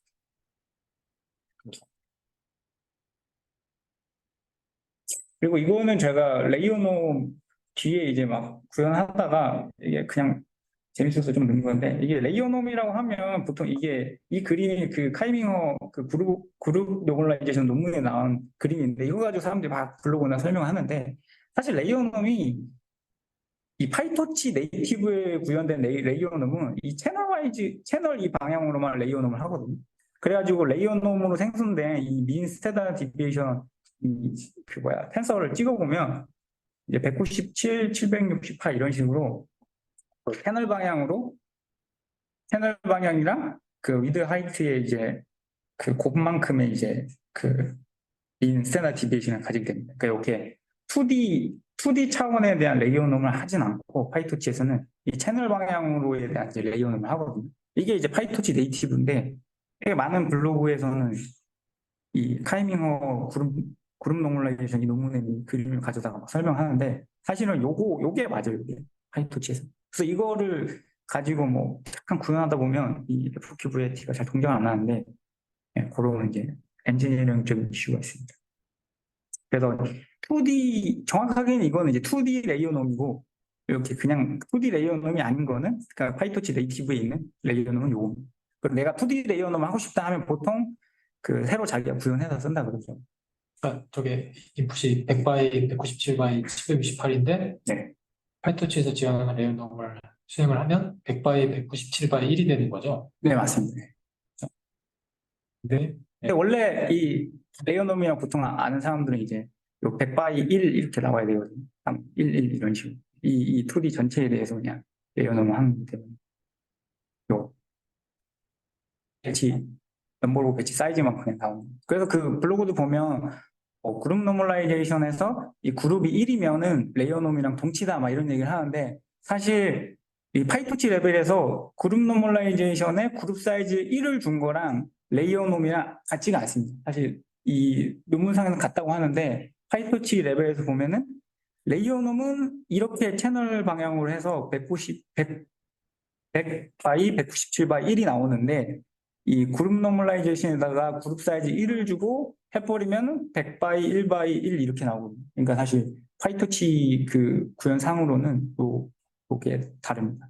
근데 그 카이밍어 그룹 노멀라이제이션 논문을 봐도 그렇고 많은 블로그들에서는 이 그룹 사이즈가 1이면 사실 이게 그룹이 하나이기 때문에 그냥 레이어놈이랑 똑같거든요. 근데 이거는 2D 레이어놈이랑 사실 똑같은 거지 그냥 레이어. 근데 이게 뭐 파이토치 네이티브 구현상의 이야기여서 학술적으로 뭐가 뭔지는 모르겠는데 또 그런 이제 구현적인 이슈가 있어요. 제가 구현할 때 좀 당황해가지고 갑자기 똑바로 안 나오지 계속. 갑자기 하다 보니까 다르더라고요. 이걸로 그 모바일 VIT 저자랑 그 파이프치 이미지 모델 그 TIM 있지 않습니까? 팀 그 사람이 이제 모바일 VIT 팀에다가 이제 리인플레이션 할 때 그 모바일 VIT 저자도 이걸 혼용해서 막 쓰거든요. 그러니까 그거 이제 깃허브 강 이슈에서 막 서로 싸워요. 이거 레이어 승진 논문이고 본론 논문이고 세 개가 다른 거다. 그러니까 리네이밍 해라. 하고 싸우다가 결국 그 팀 저자 말이 맞다 이러면서 다 리네이밍 하거든요. 네, 그런 내용들이 있습니다. 그래서 이게 그 TIMM의 구현에 갈 때는 요거를 구분합니다. 레이어 2D 놈이냐, 레이어. 요거는 이제 그 소프트맥스 양정하는 부분인데 기본적인 요 I 익스포넨셜 이거는 그 잘 아시는 아이버트 논문에서 그 다뤘던 그 내용이고요. 근데 여기서 더 좀 바꾼 거는 이게 소프트맥스라는 게 결국 노멀라이제이션이니까 관련된 어텐션 값은 더 높여주고 좀 관련성 없는 거는 더 0에 근접하게 이렇게 양극단으로 보내주는 게 사실 소프트맥스잖아요. 그러니까 이게 딱 그 로걸리즘 쓰기 딱 좋거든요. 그럼 이게 유니폼하게 하면 이게 안 되지만 로걸리즘을 쓰면은 뭐 당연히 어텐션이 높은 값들은 몇 개 안 될 거고 대부분 다 어텐션 값들이 낮을 텐데 낮은 놈에다가 좀 이렇게 많은 비트를 할당하고 이제 높은 놈에다가 이제 또 비트를 할당하고 이런 식으로 이제 로걸리즘으로 매핑을 하면 더 좋더라. 그래서 이제 아이버트 이후에 나오는 부분에다가 로걸리즘 내용을 넣어서 추가한 게 요 FQVIT에서의 차이점입니다. 나머지는 이제 똑같이 그 I 익스포넨셜 내용을 쓰기 때문에 Y 익스포넨셜은 그냥 잠깐 설명드리면은 다 아시겠지만 이제 이것도 별건 아니고 결국 소프트맥스를 인테저로 하려고 하니까 이 소프트맥스 함수에다가 x의 그 맥스로 다 빼버리면은 이 무조건 다 네거티브 값만 나오잖아요. 논 파지티브 값만. 그랬을 때 이렇게 이제 맥스로 빼버린 그 다 마이너스 값만 나온 애를 이제 못과 나머지로 이제 바꾸는 거죠. 근데 이 익스포넨셜의 인버스가 이 자연을 보니까 이거의 못과 나머지를 바꾸면 이때 이 나머지 값은 이제 마이너스 ln 2보다 이제 크거나 이제 0을 포함하는 이제 값이 되는데 이제 요거에 대한 이제 익스포넨셜을 이제 구하는 걸로 바꿔버리면 이 로그 성질에 의해서 요 앞부분은 그냥 2의 마이너스 z 승이고 뒤에 이제 xp만 남게 되죠. 그럼 우리가 이제 이 xp를 결국 이 라이트 시프트 하는 거랑 똑같은데 그럼 우리는 이제 이 2의 p승 요거만 이제 구하면 되는 거잖아요. 근데 요거에 대한 이제 모든 범위를 구하면은 이제 어려우니까 요 p가 가지는 그 정의역의 범위가 사실 요거잖아요. 그러면 이제 익스포넨셜 함수 중에서 최대는 0이 되고 최소는 이제 마이너스 lm보다 이제 큰 요 구간이 되는데 요 정도의 구간은 이제 아이버트에 의하면 그 2차 다항식으로 이제 인터폴레이션이 된다. 해서 이제 또 라그랑지안 인터폴레이션 써가지고 그냥 2차식으로 그냥 근사를 때리거든요. 그러면 이 정도 곡선은 뭐 2차식으로 해도 이 논문에 의하면 이제 요 정도의 그 1.9 곱하기 10의 마이너스 3승 정도의 에러밖에 안 생긴다고 합니다. 근데 이거는 이미 HP 아이타니움 요 2004년에 이미 이런 식의 룩업 테이블 기반한 이제 방법이 다 돼 있는 거고 요거에서 이제 좀 더 개선한 게 이제 아이버튼. 제가 알기로는 그런 이제 MPU 하드웨어나 이런 데서 이미 이런 전자 쪽 하시는 분들 이런 인터폴레이션 써서 상수 넣어가지고 이거를 소프트맥스를 다 상수로 계산한다고 알고 있습니다. 그래서 이 논문에서도 그냥 이 인터폴레이션을 차지한 이 개수를 그냥 똑같이 여기 코드에 박아 쓰거든요. 네. 네. 근데 이게 특정 모델에서는 이게 잘 워킹할 수 있는데 모르겠어요. 이게 모든 소프트맥스를 쓰는 트랜스포머에서 이렇게 인테저 온리로 소프트맥스 했을 때 잘 워킹하냐? 그거는 사실 잘 모르겠어요. 이 논문에서는 이제 버트밖에 안 했으니까. 저자가 또 한국 분이시잖아요. 그쵸. 맞아요. 한국 사람이었어요.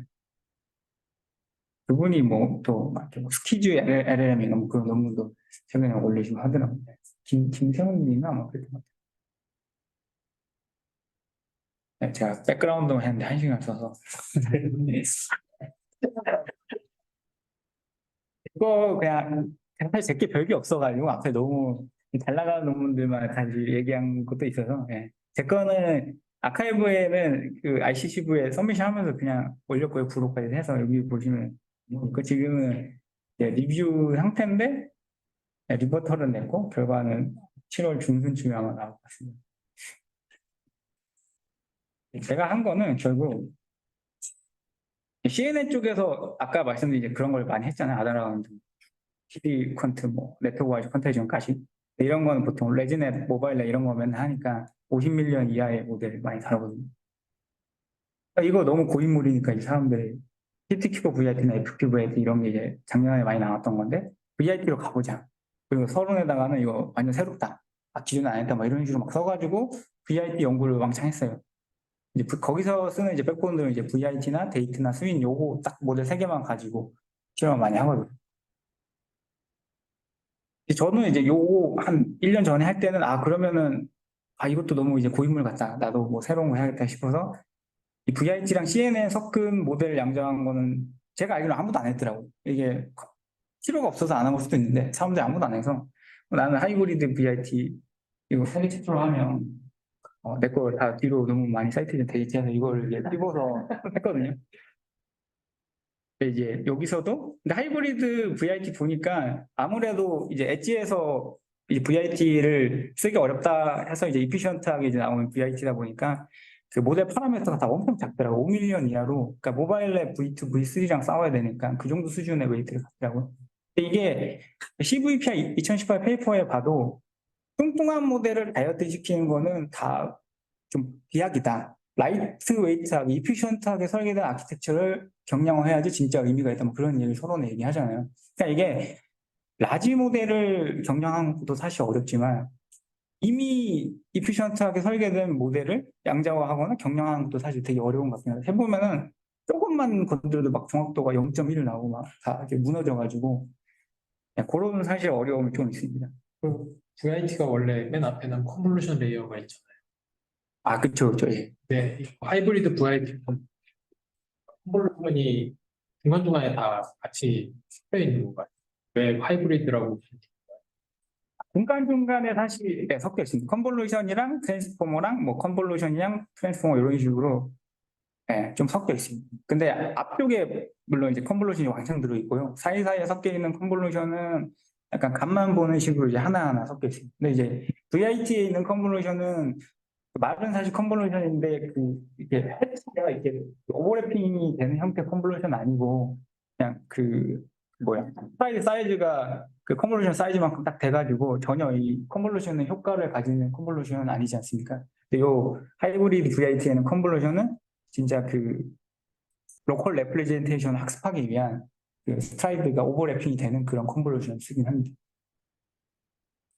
그래서 이게 VIT가 좋은 거는 그 인덕티브 바이어스 없어서 뭐 글로벌 레프레젠테이션을 알 수 있다 뭐 이런 거긴 한데 그게 오버 파라미터를 사실 요구하거든요. 파라미터가 많지 않으면 그런 글로벌 레프레젠테이션을 잘 하기 때문에 적은 파라미터에서 당연히 효과적이려면 인덕티브 바이어스를 좀 넣어야 되잖아요. 그런 의미에서 앞에 CN은 넣어서 인덕티브 바이어스 좀 섞은 다음에 그렇다고 해서 이제 CN은 온리보다는 좋아야 되니까 뒤에 트랜스포머 살짝 써서 이제 글로벌 레퍼런스를 좀 학습하는 그러니까 어쩔 수 없이 파라미터가 적게 하려면 무조건 사람의 좀 그런 가정이 좀 들어가야 돼서 그런 걸 섞은 아키텍처라고 있네요.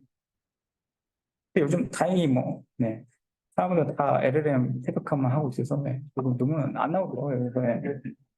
논문이 아직 안 되더라도 시간은 좀 아무도 안 해서. 네.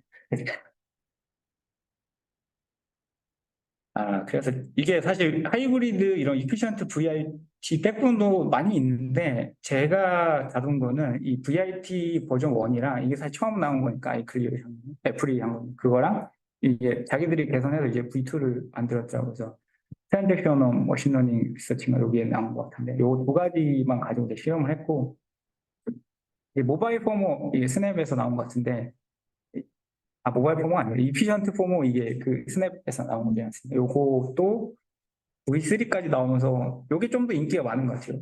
근데 그래서 리뷰어들도 요것도 해봐야 되지 않겠냐 그런 내용도 있고 해서 일단 좀 도미넌트한 아키텍처들은 예, 나온 애들이고 제가 다룬 건 두 가지입니다. 간단히 이쪽 모바일, 그러니까 이피션트한 VIT 설명드리면 당연히 그 CNN은 그 인덕티브 바이어스 CNN이 가지고 있는 특징이 그 인덕티브 바이어스 들어가는 대신에 효과적인 거잖아요. 적은 데이터에 대해서 좋은 모델을 빨리 적은 파라미터를 만들 수 있는 거잖아요. 근데 이제 스케일러비티가 떨어지고 그런 게 이제 데이터를 왕창 넣어줬을 때 모델이 계속 그 스케일링 것처럼 이제 쭉쭉쭉 성능이 안 올라가니까 사람들이 이제 VIT를 쓴 건데 여기서는 이제 P5가 이제 이 VIT를 앞에 이제 CNN을 쓰고 뒤에 이제 트랜스포머 쓰는 형태로 이제 모델을 제안하게 됩니다. 이제 그게 처음 나온 게 이제 모바일 VIT거든요. 모바일 VIT2는 그 한때 그 라지 랭귀지 모델 사람들 하기 전에 그 이 어텐션의 그 컴플렉시티가 그 n의 그 토큰 사이즈 스퀘어니까 그거 최적화하려고 뭐 이피션트 어텐션 사람들 많이 연구했잖아요. 그런 거를 좀 넣어가지고 그 중에 뭐 롱포머, 림포머 뭐 쭉쭉 있는데 자기들도 셀프 어텐션, 세퍼러블 셀프 어텐션 해서 이 림포머를 개선한 내용을 넣은 게 이제 모바일 VIT입니다. 이거는 뭐 별건 아니고 기존에 이제 이런 셀프 어텐션을 다 N/N으로 계산했던 거를 중간에 프로젝션을 해서 리니어하게 연산하도록 바꾼 내용입니다. 그래서 V1과 V2의 차이는 어텐션을 그 데드엔드에 맞는 이피션트 어텐션으로 갈아 꼈다. 그리고 백본 아키텍처에서도 그 레지듀얼 커넥션 같은 거 없애고 퓨전 블락 같은 거 그런 거 좀 없애서 좀 더 이피션트하게 만들었다. 또 차이가 있습니다. 제가 이 모델 두 개를 선택한 거는 그냥 CNN이랑 트랜스포머 모델 대표적인 거 하나랑 이렇게 엣지에서 돌아가려면 어쨌든 어텐션 이피션트 해야 되니까 그게 라지 랭귀지 모델에서는 어텐션 사이즈, 그러니까 액티베이션 사이즈보다는 워낙 그 MLP 쪽에 그 히든 디멘션 웨이트가 어마어마하잖아요. 그러니까 그 플립 커넥티드 레이어의 그 웨이트가 어마어마해서 사실 어텐션이 죽어버리는데 사실 여전히 이렇게 파라미터 적고 또 비전 트랜스포머 같이 입력 토큰 시퀀스가 뭐 197 이런 식으로 정해져 있는 상황에서는 사실 이 액티베이션도 무시는 못하는 것 같아요. 이게 스윙 같은 걸로 가면 엄청 늘어 6천 몇 개인가 이렇게 확 늘어나잖아요. 그 토큰 사이즈가. 이런 부분이 필요해서 이 두 가지 모델을 선택했습니다. 제가 그냥 챌린지로 논문에서 얘기했던 거는 이게 CNN이랑 트랜스포머 섞으니까 액티베이션의 이 다이나믹 레인지가 더 심하게 발생하더라.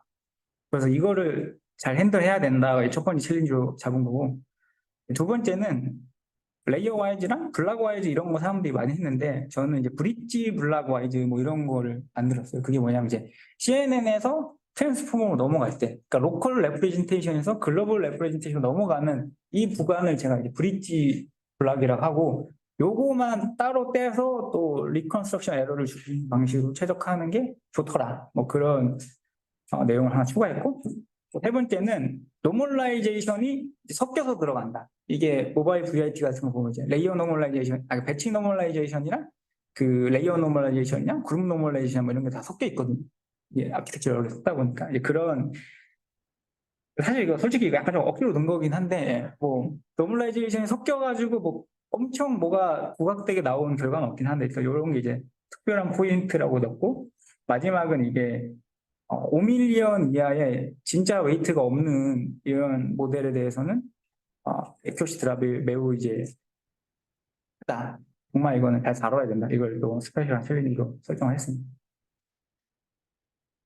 그랬을 때 뭐 잘 아시는 것처럼 이런 거는 이제 채널 와이즈로 레이어 와이즈로 양자했을 때 잘 되는 거잖아요. 채널 와이즈로 이렇게 분포가 이분하니까 이런 거는 이제 잘 되는데 문제는 이제 이런 식으로 채널 방향으로 레인지가 굉장히 다양하면 만약에 이제 또 이걸 레이어 와이즈로 양자화하면 이거 A번째 그림처럼 다 0으로 값이 양자가 돼서 정확도가 깨지는 그런 문제가 있다. 그런 거를 저도 이야기를 해서 레이어별로 채널 와이즈냐 그 레이어 와이즈냐 이런 그 그래놀리티를 잘 설정할 필요가 있다. 레이어별로 잘 고려를 해서 그런 거를 설정해줄 오토매틱한 방법이 뭐가 없겠느냐 이런 걸 이제 논문에서 했고요. 두 번째는 우리가 파인 그레인하게 그래뉴러티를 잡는 이제 이런 채널 와이즈가 무조건 좋은 거 아니냐? 싹 다 그냥 채널 와이즈로 하면 되지 않냐? 물론 이제 하드웨어나 컴파일러 단에서 채널 와이즈 쓰면 스케일링 팩터가 많이 늘어나서 실행 오버헤드나 뭐 커널 코드 생성할 때 되게 그 패러럴리즘이나 이제 벡터라이제이션이 어렵잖아요. 좀 문제가 있긴 한데 액큐러시만 봤을 때는 채널 와이즈만 쓰면 좋지 않냐?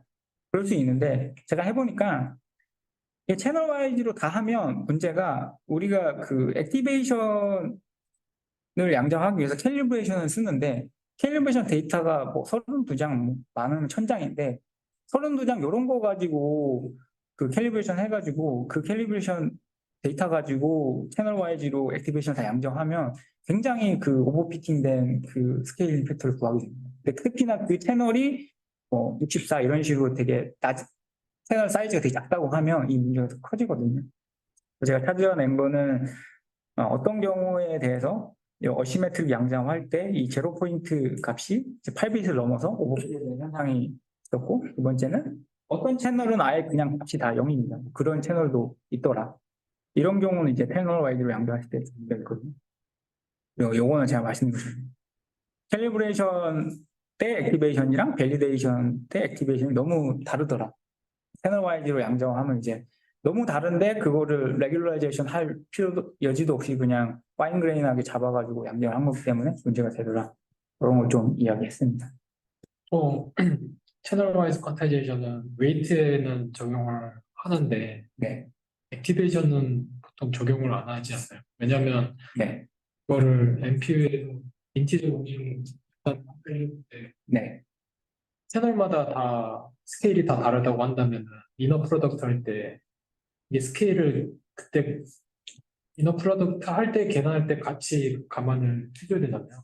네, 네, 네. 그래서 보통은 액티베이션은 그냥 레이어 와이즈로 퀀타이제이션을 하고 웨이트는 채널 와이즈 퀀타이제이션을 하면 이제 아웃풋 엘리멘트 하나 만들 때 그때 딱 한 번 스케일을 쓰면 되거든요. 근데 만약에 액티베이션에도 채널 와이즈로 스케일을 뽑고 웨이트도 스케일을 뽑는다 그러면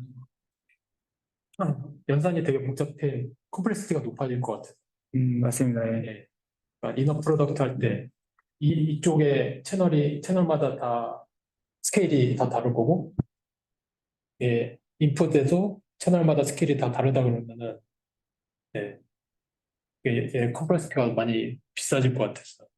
그쵸. 저도 그래서 이거, 그 네스시 개발할 때 이렇게 실제로 하니까, 그, CPU에서 그, 이제 AVX 512 이런 거 쓰면 8개씩 묶어서 벡터라이즈를 해주는 그 인스트럭션 같은 게 있거든요. 근데 그런 거를 이 말씀하신 것처럼 컴플렉시티가 높아져가지고 그런 이제 벡터라이즈를 못 시키고 다 룹을 돌면서 그냥 처리를 해야 되니까 이게 실제 실행했을 때 레이턴시가 엄청 늘어나긴 하더라고요.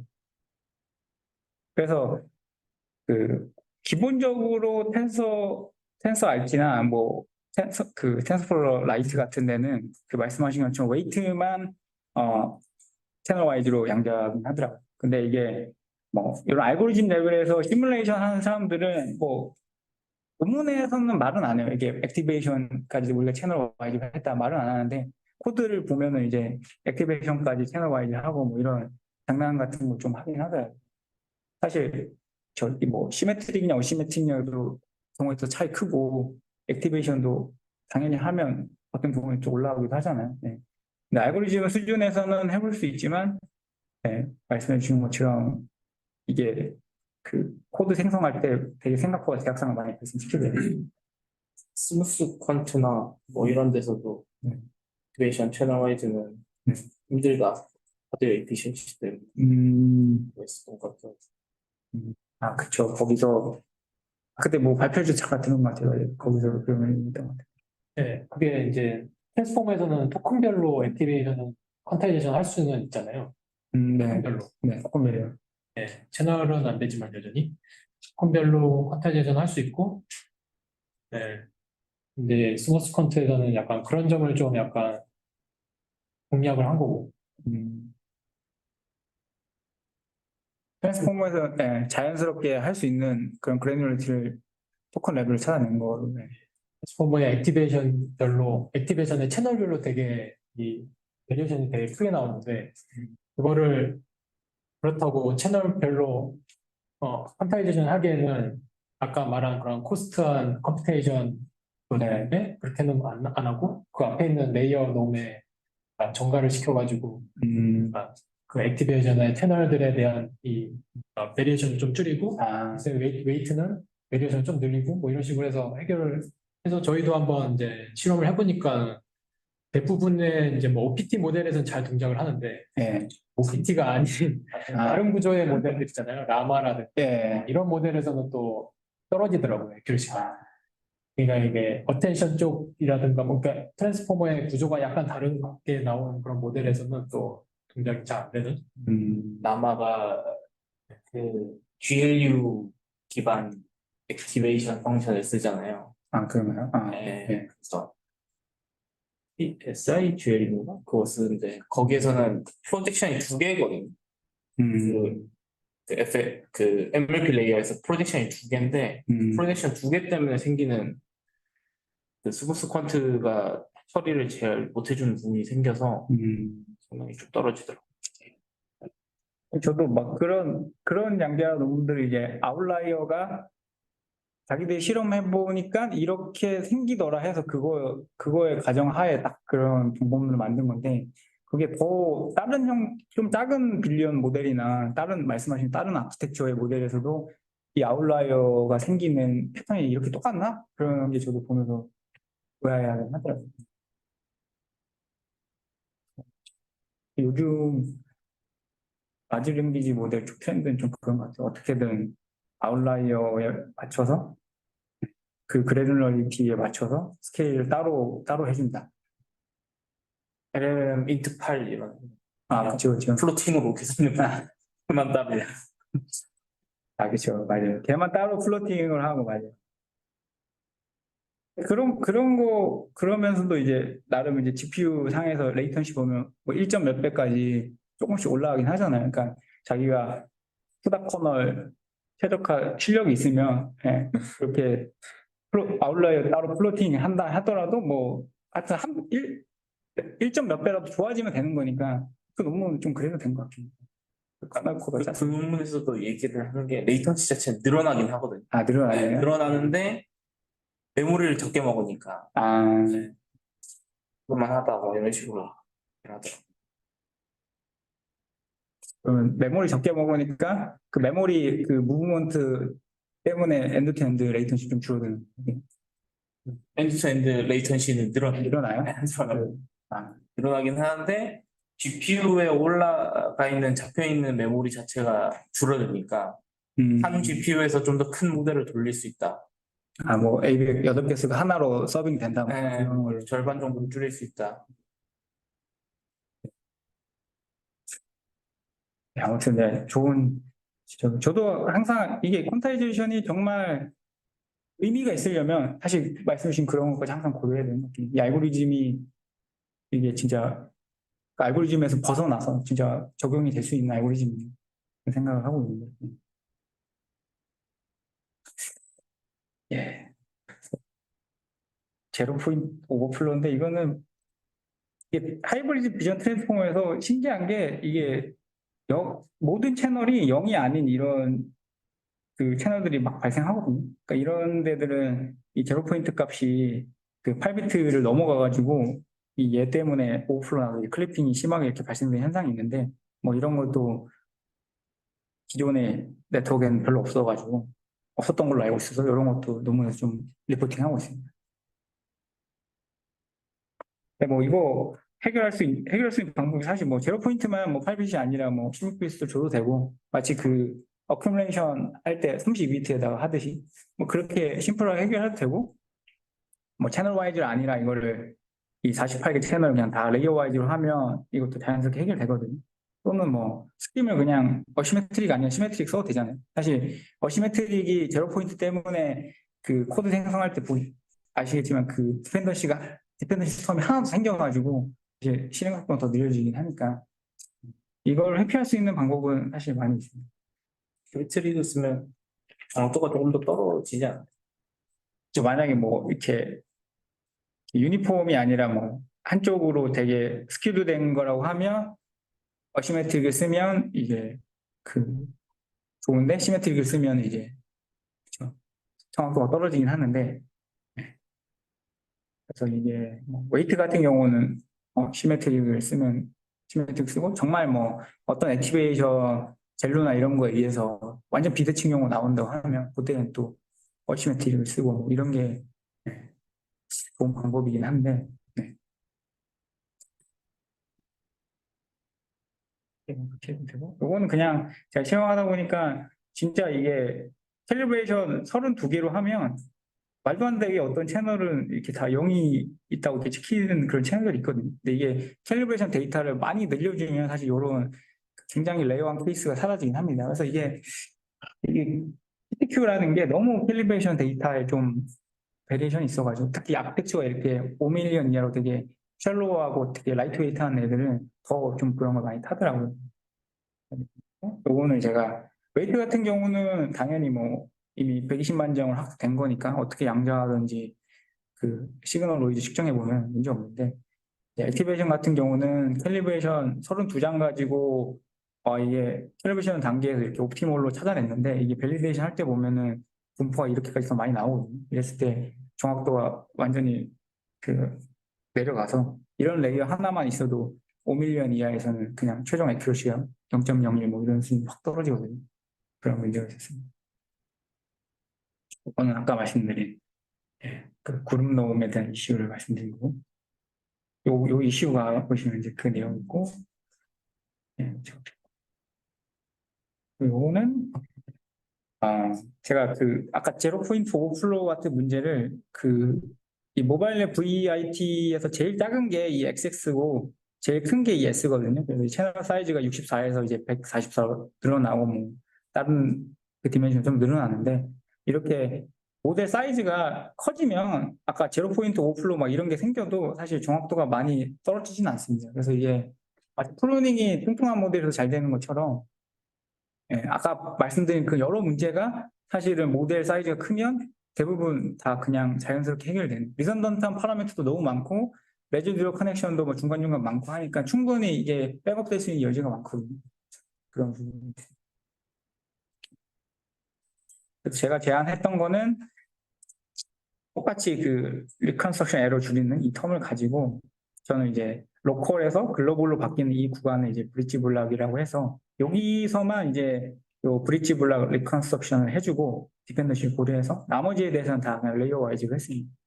그래서 요 옵티마이저로 제가 찾으려고 한 거는 그 채널 와이즈로 할 거냐, 레이어 와이즈로 할 거냐, 그 그래놀리티 최적화하는 거랑 어시메트릭 할 거냐, 시메트릭 할 거냐, 그리고 각각의 레이어에서 그 옵티멀한 스케일링 패턴은 뭐냐, 이 세 가지를 최적화하는 걸 했습니다. 당연히 이제 풀프리시온을 한번 연산하고 두 번째 그 양자화 한 거를 가지고 백프랍을 해서 제가 쓴 텀은 그 BRCQ에서 나왔던 그 텀 똑같이 쓰거든요. 똑같이 쓰고 근데 이때 사실 얘를 이 그레디언트 계산을 계속 다시 해주긴 해야 돼요. 왜냐면 이제 내가 선택한 스케일링 팩터가 바뀔 때마다 얘가 로스가 달라지잖아요. 그러니까 이거 매번 사실 다시 해야 되는데 정확하게 하려면 이게 GPU 메모리가 굉장히 많이 들기 때문에 보통 한 번 이니셜한 스케일링 팩터로 계산한 로스를 그냥 그대로 씁니다. 이걸 스케일링 팩터로 최적화하면서 계속 계산을 다시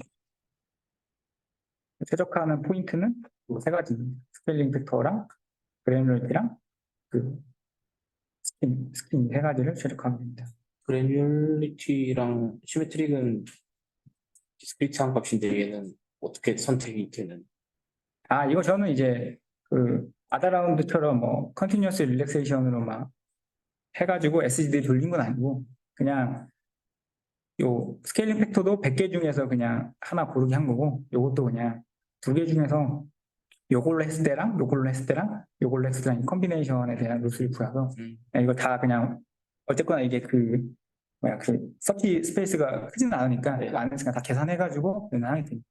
그리고 실제로는 이게 결국 이 100개의 스케일이라는 게 배치가 32개면 이 배치에다 그냥 곱해가지고 3200으로 해가지고 병렬 처리해버리면 되거든요. 그래서 이게 사실은 아다라우드나 디아리스트 이런 애들처럼 이 폼을 뭔가 컨티뉴어스 밸류로 바꿔서 옵티마이즈를 돌려서 뭔가 그 스팸이 컨버전돼도 만드는 게 더 잘 최적화 될 것 같긴 해요. 더 넓은 범위를 옵티마이제이션 하는 거고. 됐거나 어쨌거나 그 최적화 서치 스페이스가 좁기 때문에 저는 그 라운딩도 사실 최적화를 건드린 건 아니에요. 그냥 라운딩도 그 니어리스트 밸류로 그냥 라운딩하는 방식을 썼습니다. 그래서 이건 실험 결과인데 당연히 일단 CNN 쪽 애들은 다 제끼고 그 VIT에서 한 애들 것만 제가 다 리임플리멘테이션 해서 그냥 비교했습니다. 그래서 VIT에서 오픈소스인 게 FQVIT랑 이제 PTQ4 VIT 그거를 얘네 코드를 보면 이제 그 VIT나 데이트나 스윗만 있으니까 이 모바일 랜용으로 다 재구현을 해서 이제 제 거랑 비교했는데 당연히 얘네 거는 이제 이런 5밀리언 이하의 엄청 라이트웨이트한 모델을 적용해서 조금만 그 제로 포인트 오버플로가 나던가 뭐 그런 채널 같은 게 어그러지면 정확도가 완전 푹 내려가거든요. 그래서 이런 정확도가 많이 떨어지는데 다 튜닝을 해서 정확도 올린 상태입니다. 요거는 이제 파셜하게 이제 양정한 거고 풀로 양정한 거는 소프트맥스랑 이제 그 레이어논까지 해가지고 비교한 거. 그거는 이제 FQVIT밖에 없으니까 얘랑 비교했을 때 결과를 나타냅니다. 근데 이게 리뷰가 이게 파셜이고 이게 풀인데 보시면은 그 풀이 정확도가 더 높은 경우가 있거든요. 그게 왜 그러냐 했을 때 사실 이게 얘는 정확하게 비교하기 위해서 이제 PTQVIT가 이게 텔레비전 이미지를 32개밖에 안 쓰거든요. 똑같이 맞추려고 하다 보니까 예, 파셜인데도 정확도가 풀보다 떨어진 이유는 캘리브레이션 데이터를 너무 조금 써서 그렇습니다. 이거를 파셜도 한 1000개로 많이 늘려주면은 511까지 늘려주면 당연히 이제 풀보다는 이제 정확도가 더 올라가는 상태입니다. 캘리브레이션 데이터에 대한 민감도도 있고 이거는 이제 어블레이션 스터디로 이제 제가 제안한 세 가지를 적용 안 하고 했을 때 차이가 어떻게 나느냐에 대한 내용입니다. 제가 완벽히 이해를 못했는데 예. 퀀타이제이션 파셜과 풀의 차이는 풀은 소프트맥스랑 레이어논까지 다 한 거고요. 아, FQVIT랑 하고 파셜은 그런 이제 컨볼루션이랑 그 MLP 이런 매트릭스 멀티플리케이션만 그냥 양정하는 겁니다. 이제 끝인데요. 그래서 제가 생각하는 거는 그러니까 이전에는 인테존 그 인프루언스 하느냐고 그 네스트C에다가 이제 CNN용 많이 했었는데 그 구글 저 페이퍼처럼 그때 한 게 이제 컨티온 저거 해서 이제 CPU, GPU용 하빗 엑셀레이터 그 BTA라는 거기다가 하고 했었는데 그게 너무 이제 녹아서 힘들어가지고 이제 알고리즘만 이렇게 하는 게 되게 쉬워 보여서 이쪽으로 뛰어드는데 이쪽도 약간 고인물이어서 사실 좀 쉽진 않더라고요. 너무 많이 나오고 해가지고. 근데 의미 있으려면은 저는 이제 질문도 많이 주셨지만 진짜 이게 시스템 소프트웨어까지 녹아 들어야 돼요. 그래서 스루풋이 올라가든 레이턴시가 올라가든 뭐라도 아니면 GPU 하나에 다 뭐가 있어야지 사실 의미가 있는 거잖아요. 그래서 트랜스포머 쪽에 진짜 인텔적 의미로 하는 그런 알고리즘이랑 소프트웨어까지 해보면 좋을 것 같고 요거는 실제 그 MQ벤치라는 논문에서 이런 우리가 아는 QAT 애들 실제 텐서 IT나 그 ARM ACL이나 TVM 이런 데 퀄컴, NSP나 다 돌려서 해보면 실제 리포트된 그런 시뮬레이트된 에러보다 다 많이 떨어진다 이런 걸 얘기하고 있거든요. 왜냐면 완전 풀리 인텔적으로 다 바뀌어야 되니까 실제로 논문에서 많은 가정을 했던 부분들이 저기서 엔드투엔드를 할 때는 다 깨지니까 그런 문제가 있어서 그리고 이제 하드웨어도 최적화를 같이 해보면 좋은데 제가 리스트 예전에 이용규 선생 같이 했을 때 이제 바이리얼 랩 같은 게 이제 그 바이너리로 이제 레지넷까지 한 연구였는데 그거를 이제 이 VTA라는 하드웨어에다가 돌리려고 했었는데 그때 이진화를 시키니까 정확도가 절대 안 나오더라고요. 그래서 바이리얼렛도 보면 이제 레지듀얼 커넥션 같은 거는 이제 풀프리싱 쓰고 첫 번째 레이어도 이제 풀프리싱 쓰는데 그런 식으로 해야겠더라고요. 그러니까 하드웨어가 이게 믹스드 프리션이 꼭 필요하겠더라고요. 이게 아마 MPU를 만들더라도 이게 CPU, GPU를 땡겼을 거 아니면 MPU 안에 그래도 뭔가 이 플로팅 포인트 해줄 게 있어서 그런 센시티비티가 높은 애들은 어쨌거나 써줘야겠더라고요. 그래서 그때 이종 교수님이 잼코어에다가 그 BNN 파버 카운트 하는 이제 그 BNN용 잼도 만들고 인트8용 잼도 만들어서 같이 특정 센시티비티가 진짜 높은 레이어는 이 하드웨어에서 인트팔 제목 처리하고 했거든요. 그것도 있었고 또 마지막은 이제 커널 코드 최적화할 때 어쨌거나 뭐 인트8이 아니라 뭐 인트4나 뭐 인트6이나 뭐 바이너리 이런 걸 하다 보면 어쨌거나 이제 데이터 패킹이나 데이터 레이아웃을 이제 그 컴파일러에서 해줘야 되는데 이런 거를 그냥 무식하게 시퀀셜하게 해주면은 이거 자체가 이제 다 레이턴시니까 그거를 요거 레이턴시를 하이딩하기 위해서 어떻게 하면 그 기존의 뭐 파이프라인 사이사이에 껴가지고 얘네를 잘 하이딩해서 처리할까 그런 커널 코드 최적화도 같이 요 퀀타이징을 할 때 요가 들어가야지 의미가 있지 않나 뭐 그런 생각을 해서 정리했습니다. 네. 이상으로 너무 긴 발표 드려서 감사합니다. 예. 뭐 질문 있으시면 더 주셔도 됩니다.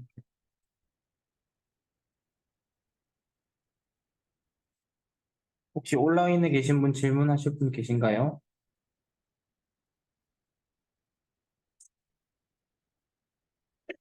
중간에 다 질문을 드려가지고.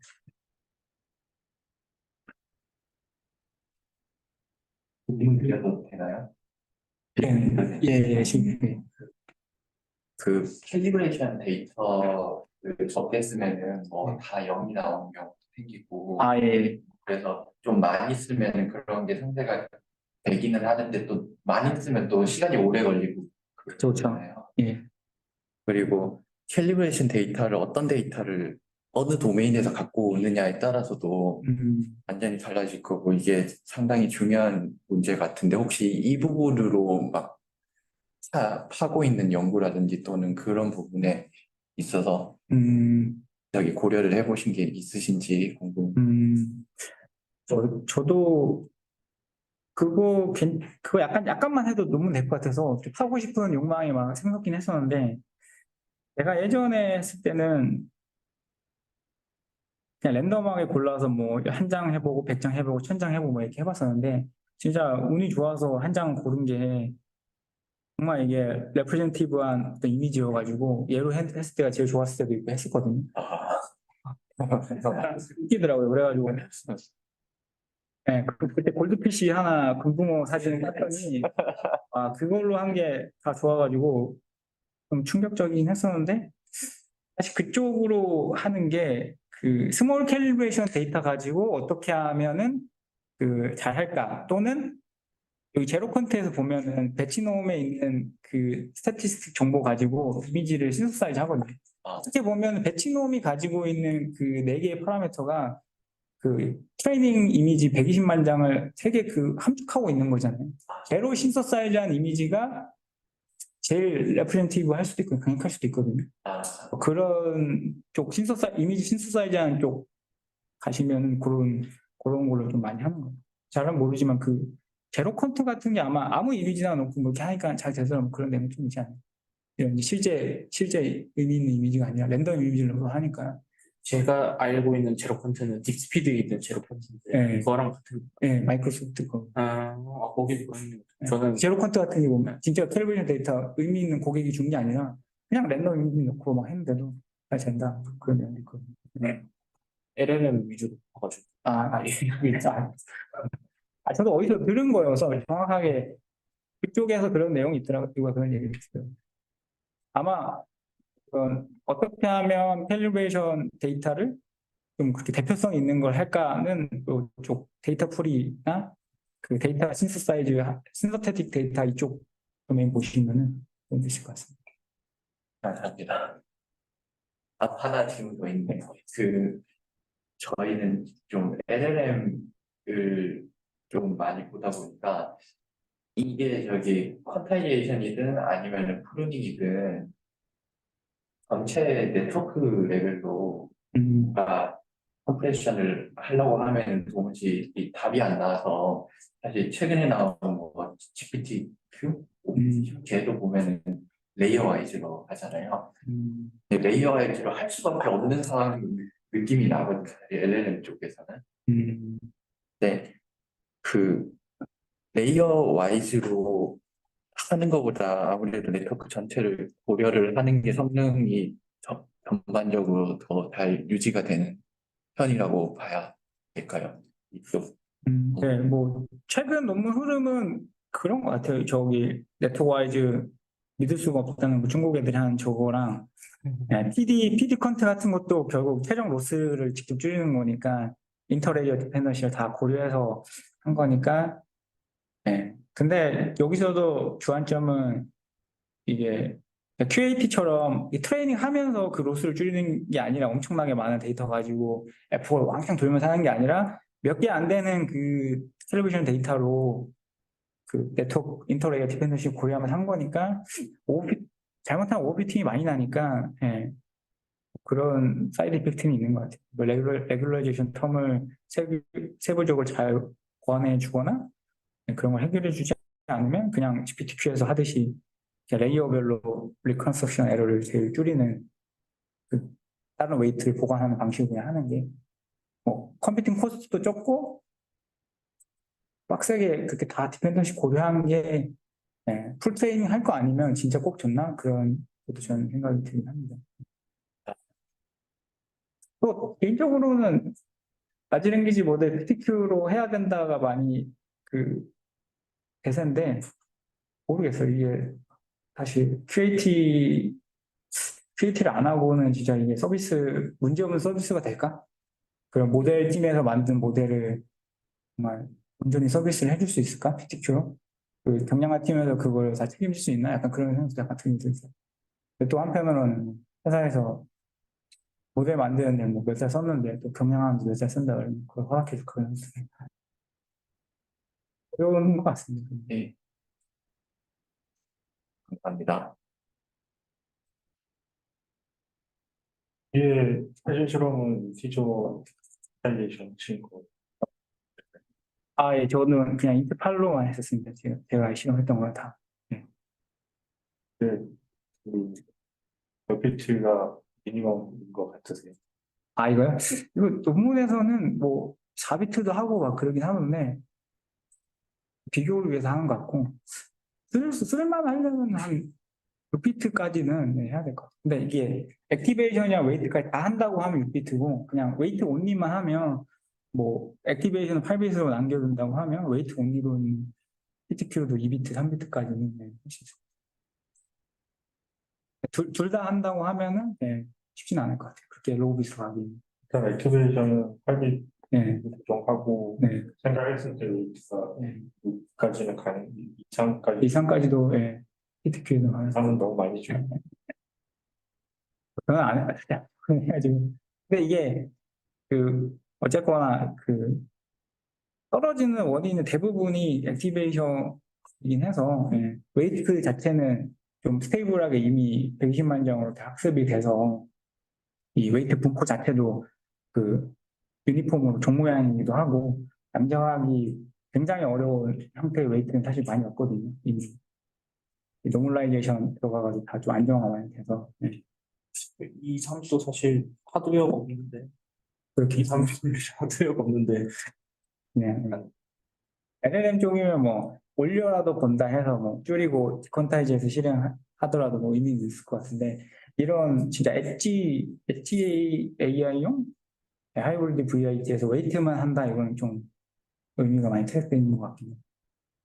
이게 사실 메모리 안 올라가서 우리가 하는 건 아니잖아요. 진짜 이게 그 엔드로 인테저 온리 연산을 하기 위해서 하는 거니까 LLM에서처럼 웨이트만 하는 게 큰 의미가 있는 것 같아요. 좀 다른 질문은 PIT니까 네.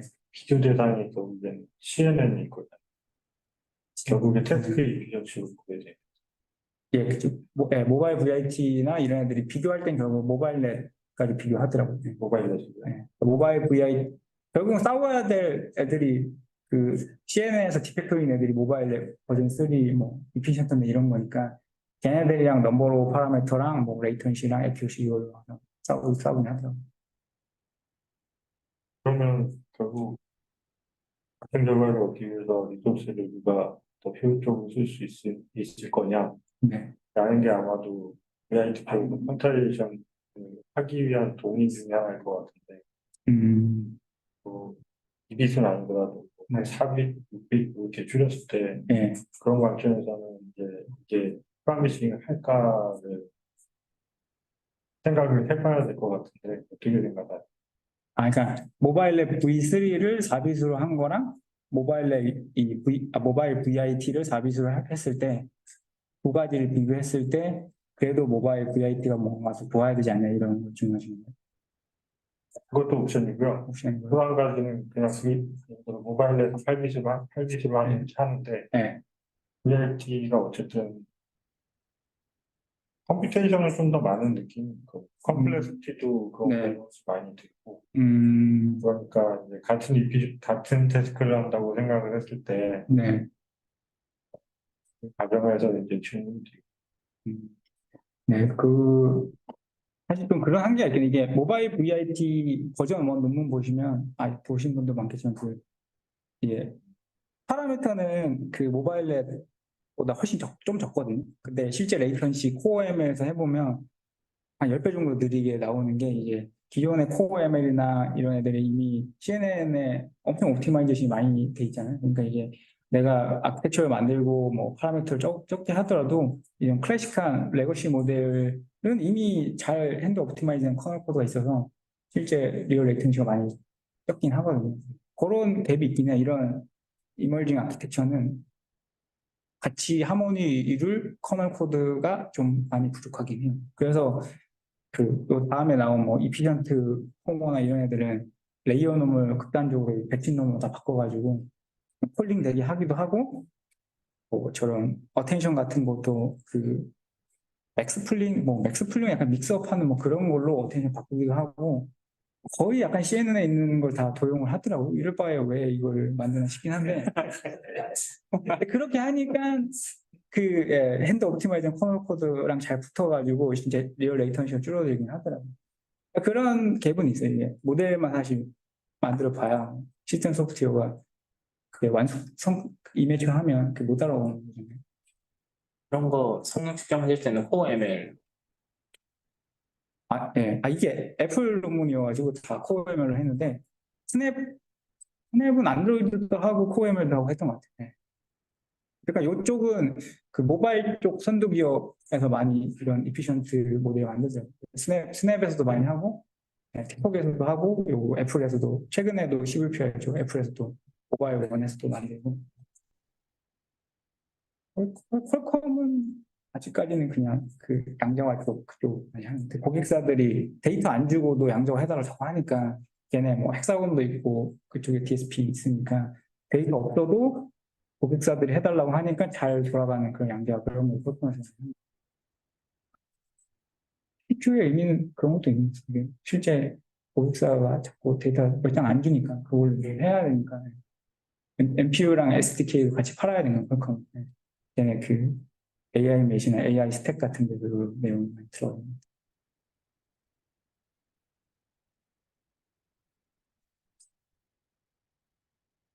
질문 더 있으신가요?